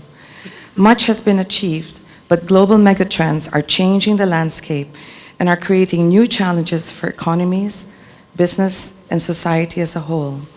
Based on studies by PwC, these megatrends permeate all sectors of the economy. Consumer demands are rapidly changing, compelling everyone to review business models and delivery systems. The first is demographics and social change, with the global population hitting 8 billion by 2025. At the same time, some societies have aging populations, with the fastest growing segment at over 65 years old. We already feel the shortages of labor in our businesses, and we expect a war on talent, needing more women in the workforce and better cross-border mobility of people. The world will be increasingly diverse, contributing to richer exchange in ideas. Yet, there will be challenges in assimilation and social cohesion. APEC needs to implement bold policies and collaborate more as our interests become truly regional. The second is the unprecedented rise in urbanization. 50% of the world's population live in cities, which cover 0.5% of the world's land, yet consume 75% of the world's resources. People used to be attracted to cities for employment. Today, they are attracted by the quality of life cities offer, putting tremendous pressure on infrastructure, the environment, and the social fabric of the city. The third is the shifts in global economic power. This year, Asia Pacific will have a larger middle class than Europe and North America combined.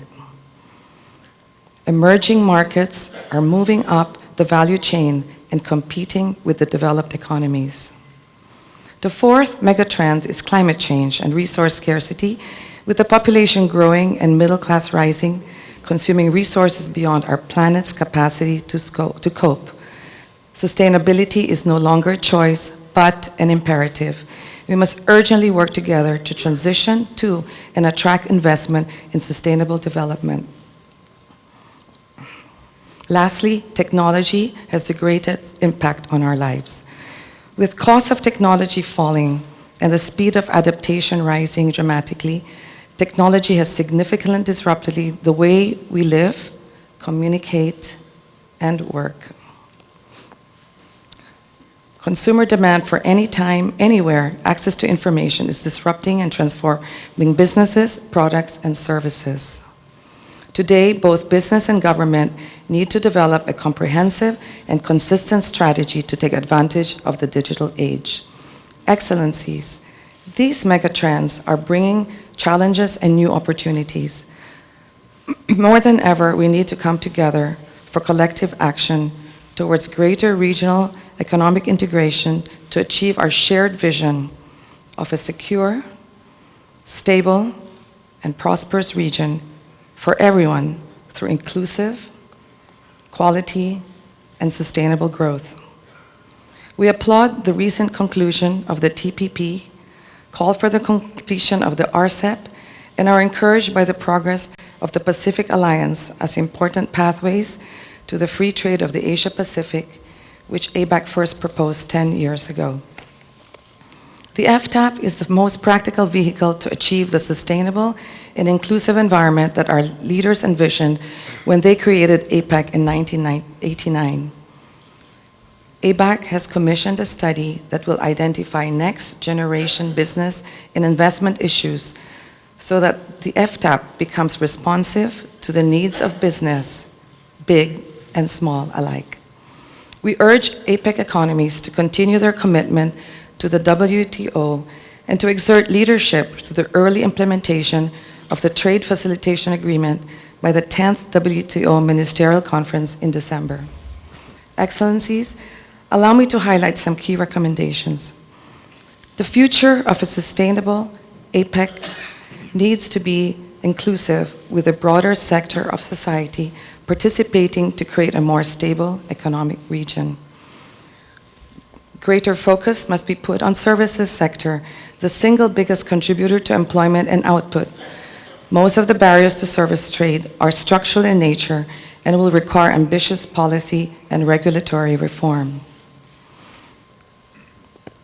APEC this year worked to establish the Asia-Pacific Coalition of Services Organization to help APEC deliver on the principles embodied in the APEC Services Cooperation Framework. Excellencies, we have an 84-page report to leaders with all our recommendations. These include the development of APEC's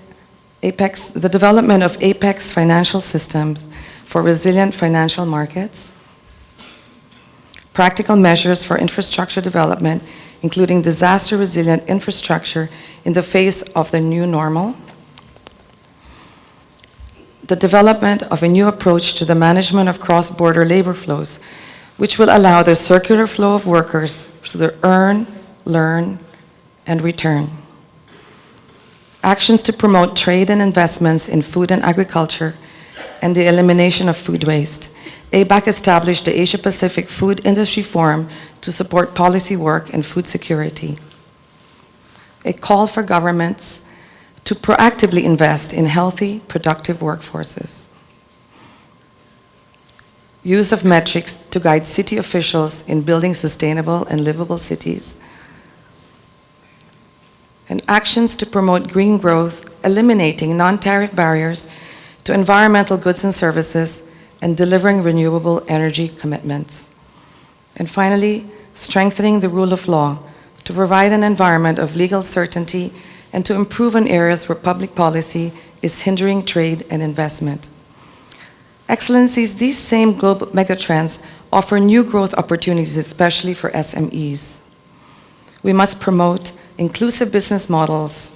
APEC study with the Asian Institute of Management shows the impact of value-driven partnerships when SMEs form critical paths in the global value chains. We must create the environment for SMEs to internationalize through e-commerce. A joint study by APEC and the USC Marshall School found that SMEs across APEC face many challenges.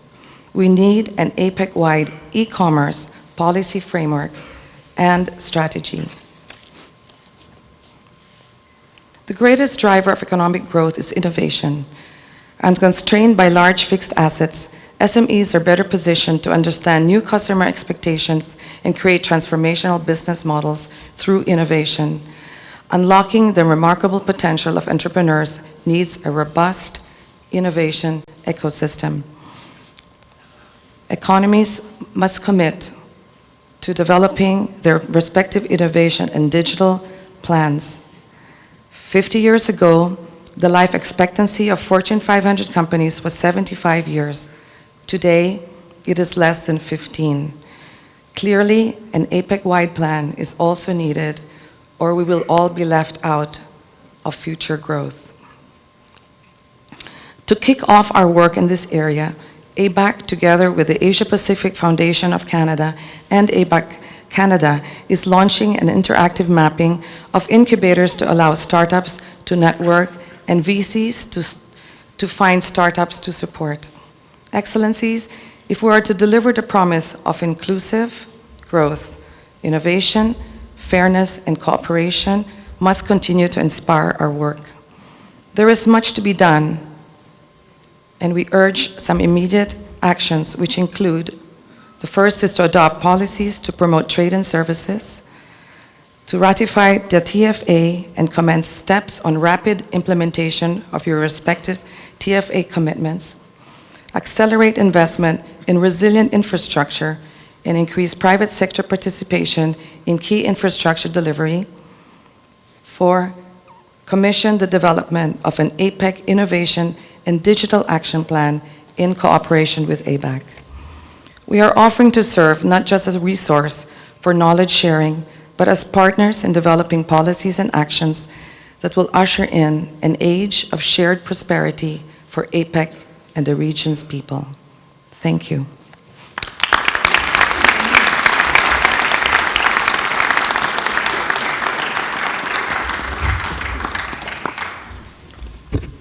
Excellencies and partners from ABAC, allow me to state that we in APEC are truly grateful for the efforts of ABAC.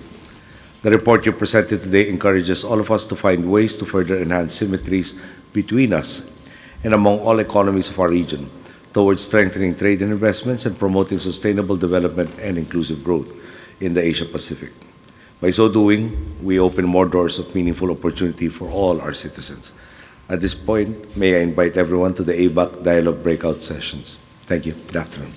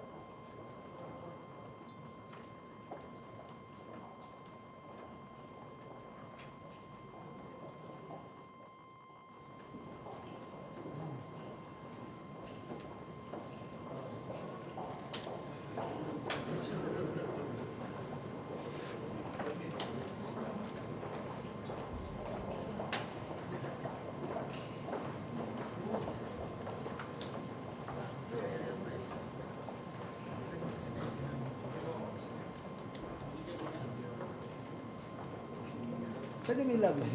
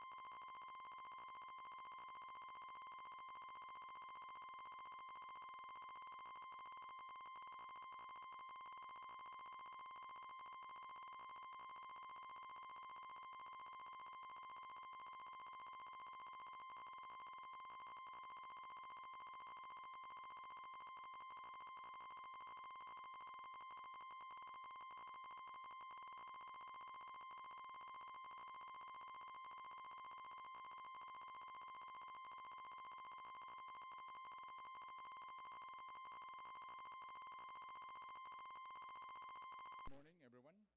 Good morning, everyone.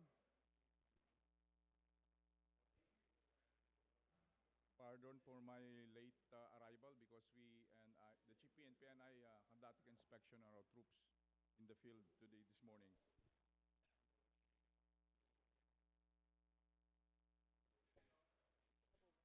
Rojas, the whole of Ross stretch near U.S. Embassy, Buendia, Baclaran.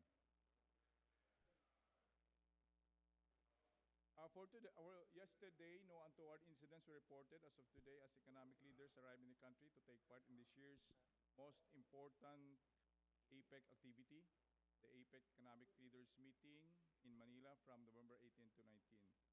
Citing reports called by the APEC Security Task Force, 20 economic leaders and their entourage were escorted from their airport to their respective billet hotels as planned by STF.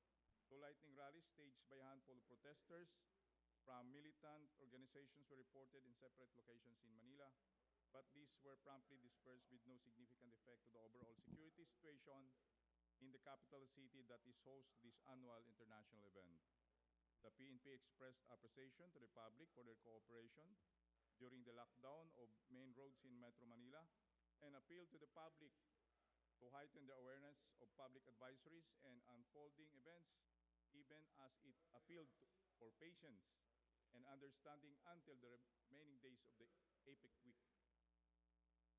The APEC STF or Security Task Force currently engaged in 3 separate APEC activities in Manila and Makati.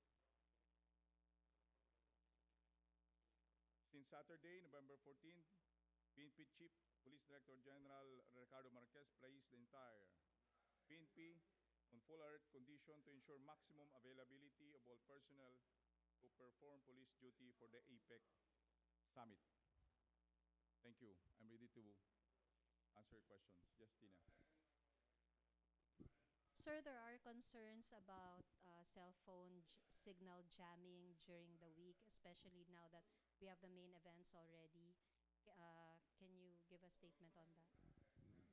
Again, Tina and the rest of our friends in the media, as we mentioned before, there will be no such interruption. But again, as it is said, in case of any emergencies or necessary situation, then interruption could be made. But again, by and large or in general, there will be no interruption.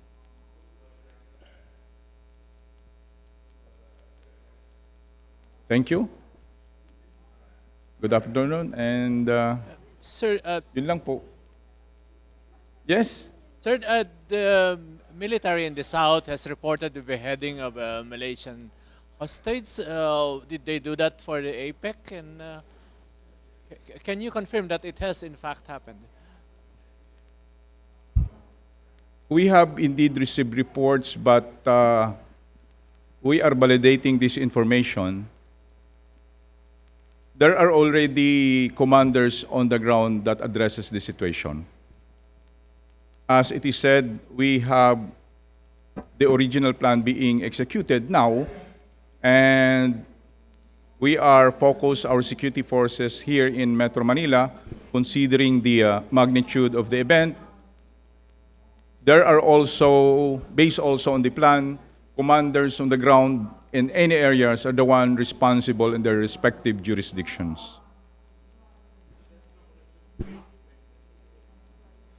As of now, there is no evidence linking directly to the event. We are still in the process of validating the information as of now.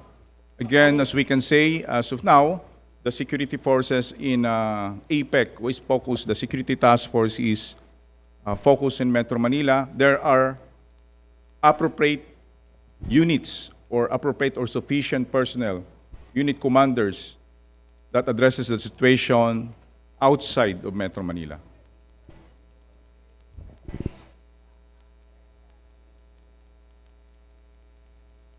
Excuse me? Did you adjust any of your security plans in response to the beheading of the Malaysian hostage yesterday? As we have said before, we stick to the original plan. The report you have mentioned is again on the process of validation and confirmation on the ground. The adjustment being made actually is based on the scalable intensity or degree of security, as have already previously said or mentioned before. So the leaders already here, you can see the tight security situation or measures that we are already implementing.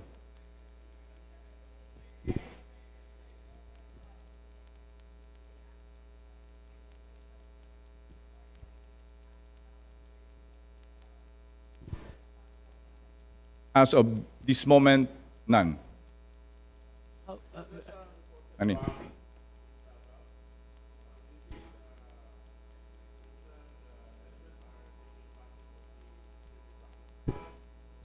As I mentioned before, there are security forces that are in charge of the respective jurisdiction. This has already been planned before. It has been a long, days and months of planning. We have already considered these things, and that's the reason why there are commanders that would take charge of their respective jurisdiction just in case there are situations that may arise, especially in this particular event. Sir, can I get back to the reported beheading? Could you tell us about the provenance of these reports that this hostage has indeed been beheaded, and how would you describe the credibility of these reports as you describe them? And that is the reason why we're still on the process of validating the information.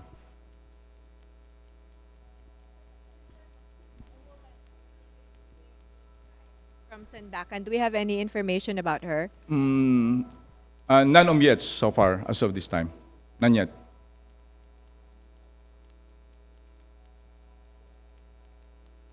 Thank you. Tina. Sir, do you see any connection between the Davao incident and APEC? As I've mentioned before, there is no evidence that would link directly on anything that happens outside of Metro Manila, linking it to the APEC event. But what we can say is that the security forces is already in place. The operational plan is being executed based on the original plan. We have already forces on the ground and will address situation based on the plan that was already discussed before. Any situation that will arise in the respective jurisdiction will be addressed to by their own units, by their own resources, and by their own personnel based on the plan that was discussed. Yes, ma'am. Sir, what can you actually say to the public, the somehow assurance that the security and safety is being handled by the PNP, of course? First of all, as we have mentioned before to the public, we ask for your patience of course, the traffic condition that is being experienced in Metro Manila. On the part of the security, the forces involved in this security task force is already in place. As we mentioned before again, as the leaders comes in, and actually they are here already, some of them will be coming this morning, the degree of intensity is already high.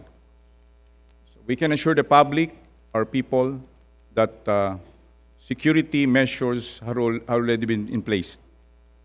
Just a matter of continuing the execution of what has been planned, what has been discussed by the members of the security task force. General Arrojado is saying that the head of the Malaysian hostage who has been beheaded has indeed been recovered. Can you confirm that, sir? I already answered you. We're still validating such information. Thank you, sir.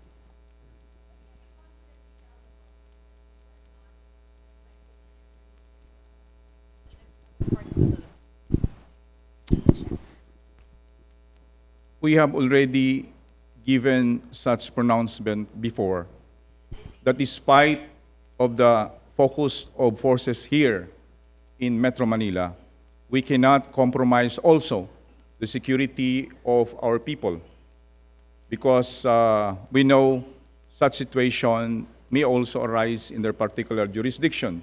And that is the reason why, despite of the focus of forces in Metro Manila, we place all units in full alert status to ensure that proper response and sufficient personnel will address any situation that may arise in the respective jurisdiction.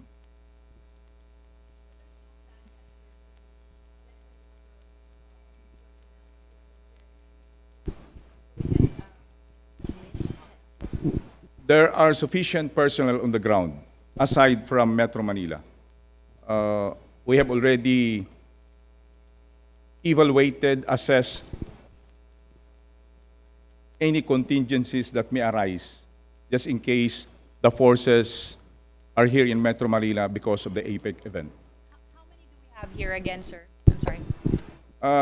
Though these are operational matters as we detailed the numbers, but this was already mentioned again before that the total forces or the personnel involved in the security task force is around 32,000.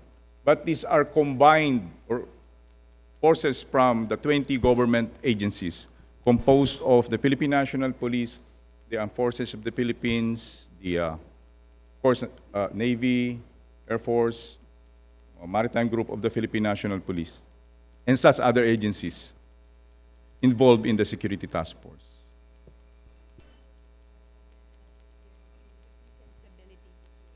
All over the country. Excuse me. Just describe the peace and stability, the security situation all over the country, considering that a lot of the personnel are focused in Manila. How would you describe it? What is it? As of now, it's generally peaceful, though there are some incidents in Davao. But again, what we can say is that we can assure the public that aside from the forces here concentrated in Metro Manila because of the APEC event, forces are also stationed in respective jurisdiction. For the past weeks, we can say that the entire country as of now is the peace and order situation is manageable and generally peaceful. There may be some crimes that were committed, but again, this is being addressed by the task group on anti-criminality based also on the normal function mandated with the Philippine National Police.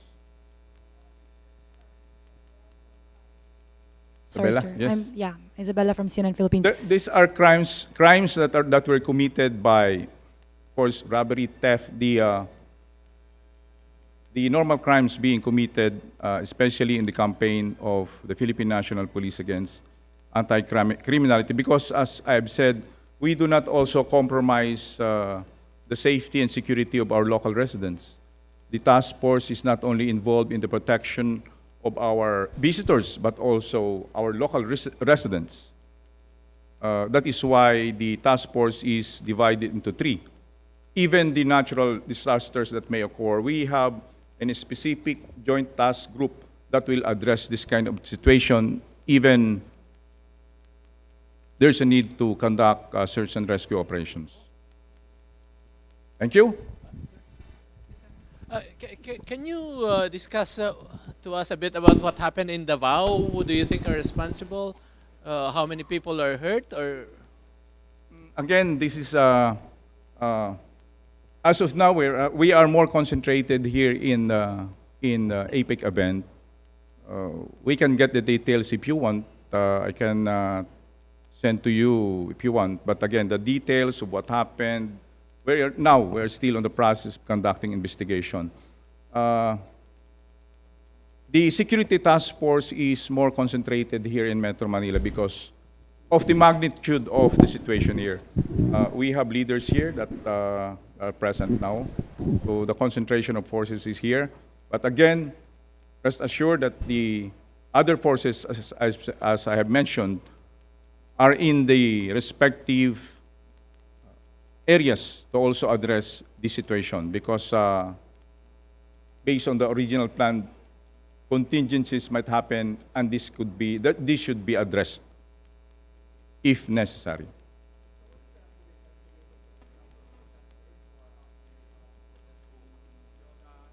You mentioned earlier that there were 2 lightning rallies. Yes, around 200. 200, yes. I was in India this morning with the Chief PNP conducting inspection. There is a rally being held there. As per estimate, there are 100 rallies in the area. As again, the policy of the Philippine National Police is that we are implementing the maximum tolerance principle. This has been disseminated to our personnel on the ground to ensure that our personnel will perform with high restraint against the protesters. I'm not sure with Minjola yet. Yes, and only Bindeya. Based on the feedback of the officer on the ground when interviewed this morning. But again, this may vary from time to time. Sir, some netizens have posted photos of policemen sleeping in alleys, eating in small corners. The question is, the netizens are posing is there a special or an arrangement to also address the concerns of these policemen? Yes.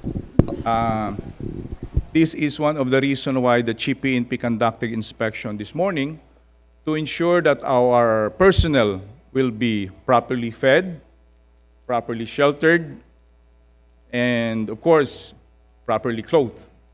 We issued them raincoats, those needed in this kind of operations. He personally inspected to see to it that our personnel will have this kind of resources to protect them from the hazards of nature, and of course, for personal necessities. But prior to the inspection, sir? I've seen some pictures, but of course, these are isolated cases. This has been addressed to by our, what we call, red teams. In our structure, the organization, we have what we call red teams, audit teams, that conduct inspection and recommend corrections daily. And that's the reason why in the afternoon, 5 o'clock, the Chief of the Philippine National Police, the members of the High Command of the Security Task Force conducts briefing to ensure that if there are still some adjustments or resources that could be given or supported to our personnel will be addressed to, especially in this kind of event. Sir, can I just be clarified? Is there a specific allowance for these policemen, like billeting, food allowance, etc., during the APEC event? We provide them billeting areas, food. Food is meal package, equivalent to 300 pesos per day. That is a meal package, and it is catered. Every unit involved has its own catering. For now, around 100 caterers are involved to provide food, ready food to our personnel.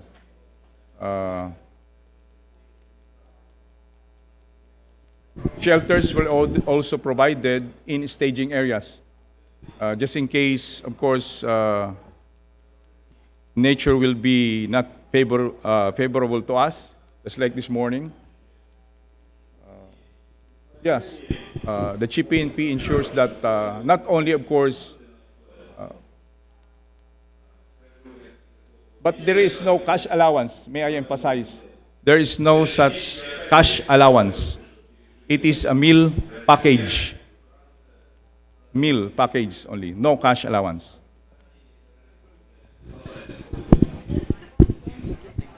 Advertisement yun, money.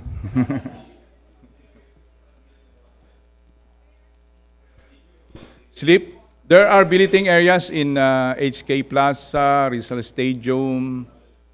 Siguro may makikita kayo sa Quirino Grandstand, na picture yan si Star. But again, these areas, we consider the proximity of these areas, just like the Quirino Grandstand, because it is part of the, tactical plan so that they could move easily in a particular area. We cannot place them on a area wherein there's a distance, and when there's not necessary to move, then it will affect the mobility of these forces. And that's the reason why you can see some areas are occupied by policemen, especially, of course, plus also the factor of the number of policemen, and some of these billeting areas cannot really accommodate the number. But the leadership ensures that the needs of our personnel, especially food and billet, is being addressed to daily. If there's still a need for improving this kind of support, then the GPNP instructed the Directorate for Logistics to provide such resources. Sir, so far wala pa namang nagkakasakit na police personnel. So far, sa ngayon, wala pa naman. We have also the health service. Actually, nagbigay na. We've given or yung flu vaccines to all the security members of the security task force. Kasama na ako doon. Nabigyan kami ng flu vaccines to ensure na medyo may energy tayo pagdating sa 5-day operation. And of course, vitamins pa pala. Vitamin C. Ascorbic acid. Meron din ako nun. Sir, what were the instructions given out to the men on the ground, especially when the militants carry out their plan to breach security line and get into PICC? This morning, we were there, the Chief PNP personally. The instruction is that always follow and implement the principle of maximum tolerance. Sige lang, express your what's this? Grievances. Andun lang ang police, sige lang. Okay lang, sige, basta't wala lang sakitan. Even though, sabi nga ay, andyan sila sa lugar, they're there, no permit, no rally, pero sabi nga ni Chief PNP, hayaan nyo lang. Basta wag lang pula tayong magkasakitan. We are there, maximum tolerance, andyan ang police. Sige lang po, basta't the primordial concern is one, free expression is being recognized. Number two, we will implement and observe and adhere to the principle of maximum tolerance. Two small questions. Has there been any incident of road rage that the police forces have observed in light of the traffic reduced lanes available to the general motoring public?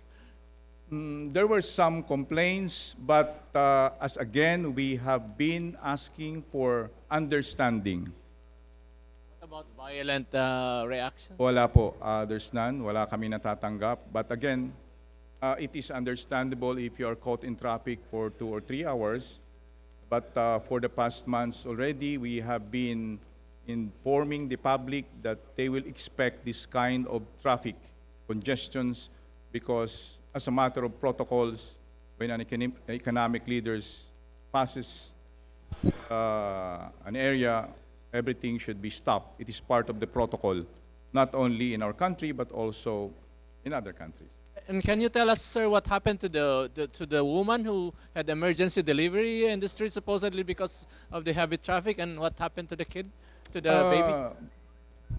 This morning, the policewoman who happens to be a midwife and the policeman who happens to be a nurse told us the story.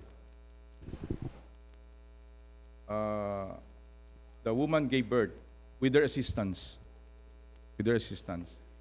But of course, because of the traffic, the ambulance that were called upon did not pass through. But as per their assessment, on that particular situation, the baby was already stable. bangketa? Ah, Saang part ng Manila po, yung sir? particular na lugar hindi ko natanong ano, but again kung paano nila ginawa is that nagawa naman nila yung supposedly dapat nilang gawin. Pinahiga po sa bangketa. As a medical, kumbaga, it is a special situation there, but the most important thing is that na-deliver yung baby, buhay, nagampanan nila, they perform their duties well, and sa ngayon, maayos naman yung bata. Lalaki po, babae? Sir? Hindi ko rin natanong, pasensya ka na. Baka pa pangalan ng Pangalan nating APEC 2015. Sir, can you comment on the report that there was a request na dalhin yung babae sa police car and that the police present refused, kaya nanganak sa bangketa? May mga natanggap tayong ganong report, but again, siguro is ang tingnan natin yung assessment nung mismong nagpanganak. Kasi sila naman yung andun sa situation, and based sa interview nga is that on that particular moment, on that particular situation, sa tingin nila is stable na yun. First and foremost, sabi nga is to save lives on that particular situation. Save na yung life ng bata, it's stable already. Yung ambulance is support that could even be, kung wala naman is okay lang din. Kasi na-deliver naman yung But yung sir, bata. the report was that there was a nearby police car at hindi dinala sa police car. Is that true or is that false? Ang sabi nila is hindi po yun totoo. That we have our own role. So kanya-kanya tayong, kumbaga kami, may mga police na, can you just imagine, yung police na yun, security yun. But yet, ang ginawa niya is na pinerform niya yung kanyang pagiging nurse or midwife. On the other hand, may mga tropa din naman na, kumbaga, each has its own role, and during that particular time, ang assessment nila, equally important yung ginagawa nila. Sir, so mali yung report na may malapit na police car where the woman could have given birth instead of sa kalsada. Sabi nga, doon sa particular na situation na yon is that doon na talaga siya inabot. So hindi siya aabot sa police car. Whether or not abot siya sa police car, ang importante doon ay buhay siya during that time. Assessment mismo nung nagpanganak. So I think we have to respect the decision that was made by the policewoman and the policeman who happens to be a midwife and nurse. So you're That not, is their decision. That is judgment call on their part. I think we have to respect that. you're not looking into the kung whether or not totoo yung report that there was a police car that could have been used. We will look on that. But again, I think the most important thing here is that buhay yung bata. Pininform ng police yung dapat niyang gawin. Ang tanong kasi doon was kung pwedeng nanganak sa loob ng kotse o sa bangketa, sir. Yun nga sa particular situation na yun, no? Kung dadalhin mo siguro nila doon sa sakyan na yun, hindi na kinakailangan pa ba yun? Sabi ko nga, is a judgment call on their part. Sila yung nurse, sila yung midwife, sila siguro nakakalam kaysa sa atin. Even me, I cannot decide on that part. Sir, konting details na lang. Kailan nangyari, sir? Wala ako. Kanina kasi, no, we interviewed them, but the specific when, anong oras, hindi. Nakausap ko lang sila kung paano nila ginawa. And this woman who was pregnant was supposed to, on her way to deliver sa hospital? Again, sabi ko nga, ang tinanong ko lang sa kanila is paano yun nangyari, bakit nangyaring ganon. So ang sa kanila is that sa tingin nila, ang pinaka-importante nga doon. Time na yon, it's a matter of judgment call on their part. Wala po bang kasamang pamilya na nakatulong po sana sa kanya sa... I think that's already details. Sinabi ko na nga, wala po akong nakuhang detalye po doon. Opo. Salamat po. Thank you. Thank you, thank you. Magandang umaga po sa inyo lahat. Maraming salamat po. Alin? Nang?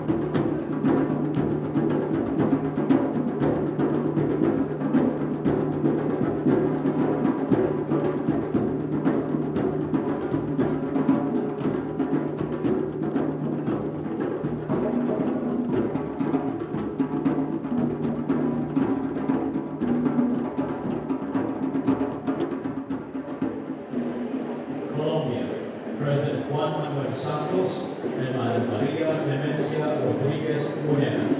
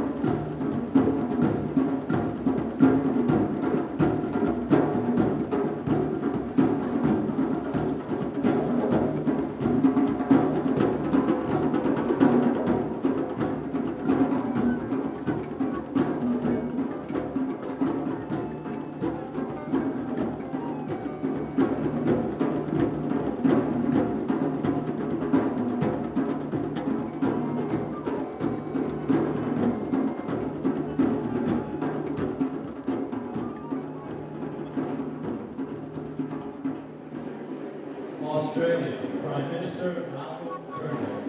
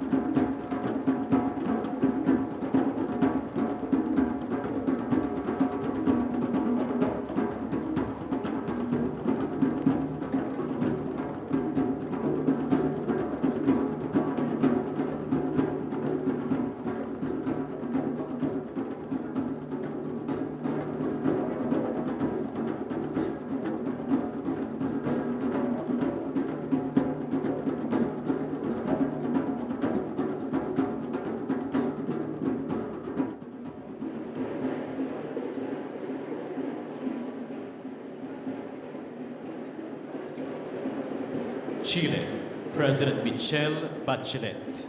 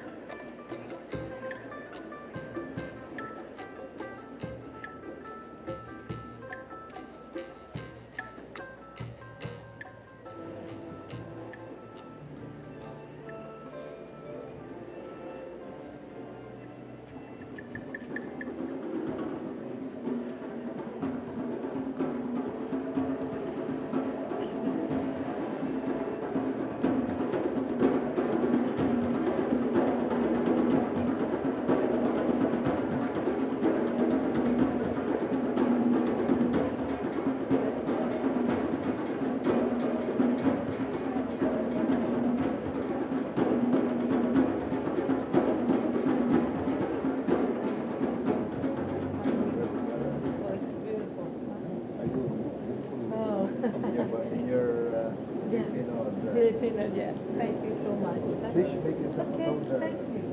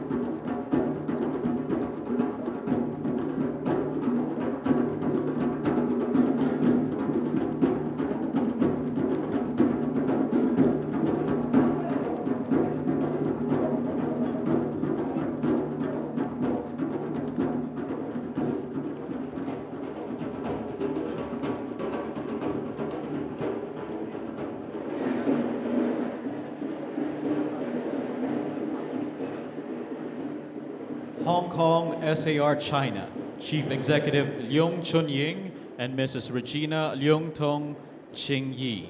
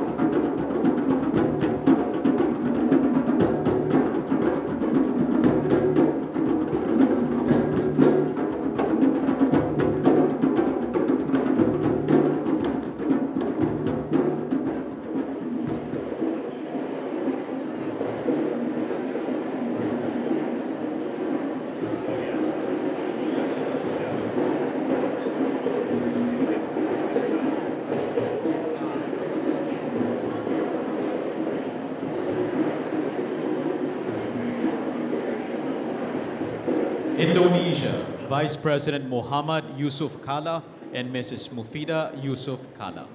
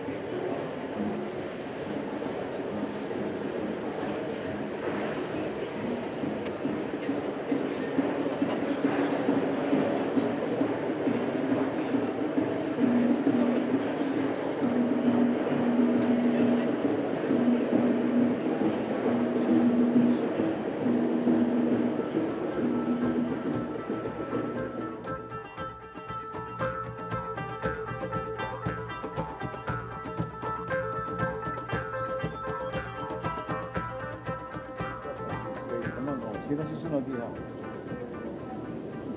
Ha?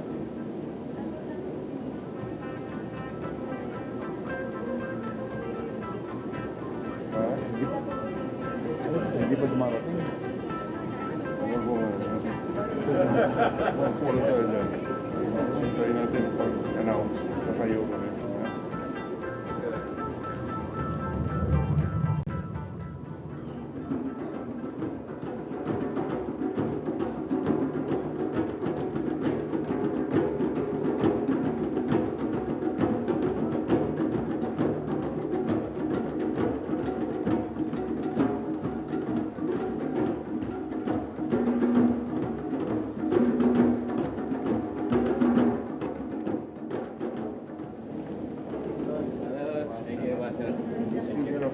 Yes, thank you. Yeah, yes. Yes. Thank you very much.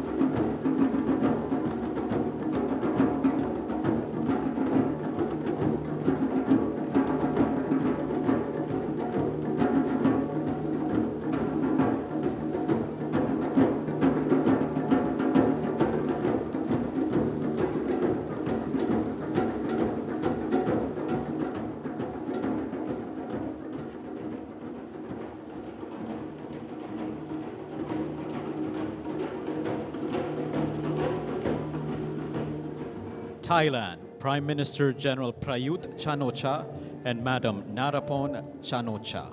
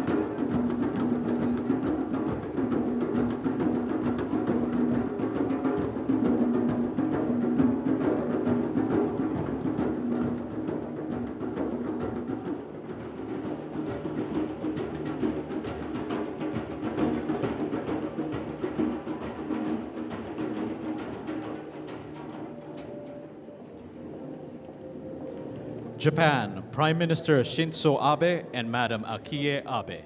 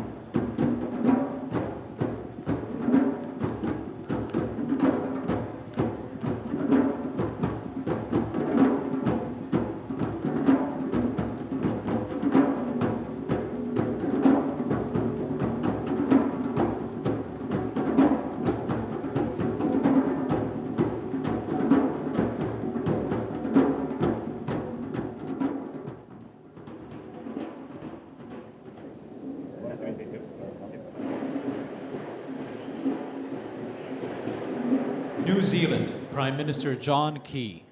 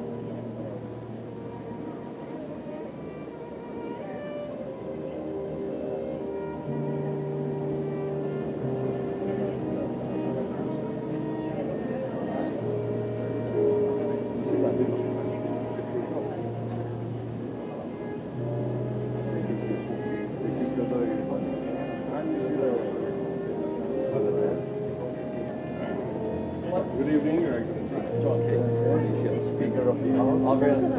President of the Senate. Hello. Hi, welcome. Very nice to see you. You look well in your Corona. Thank you very much. It's great. Well, you look fantastic too. Yeah, thank you very much. Welcome. Nice to see you.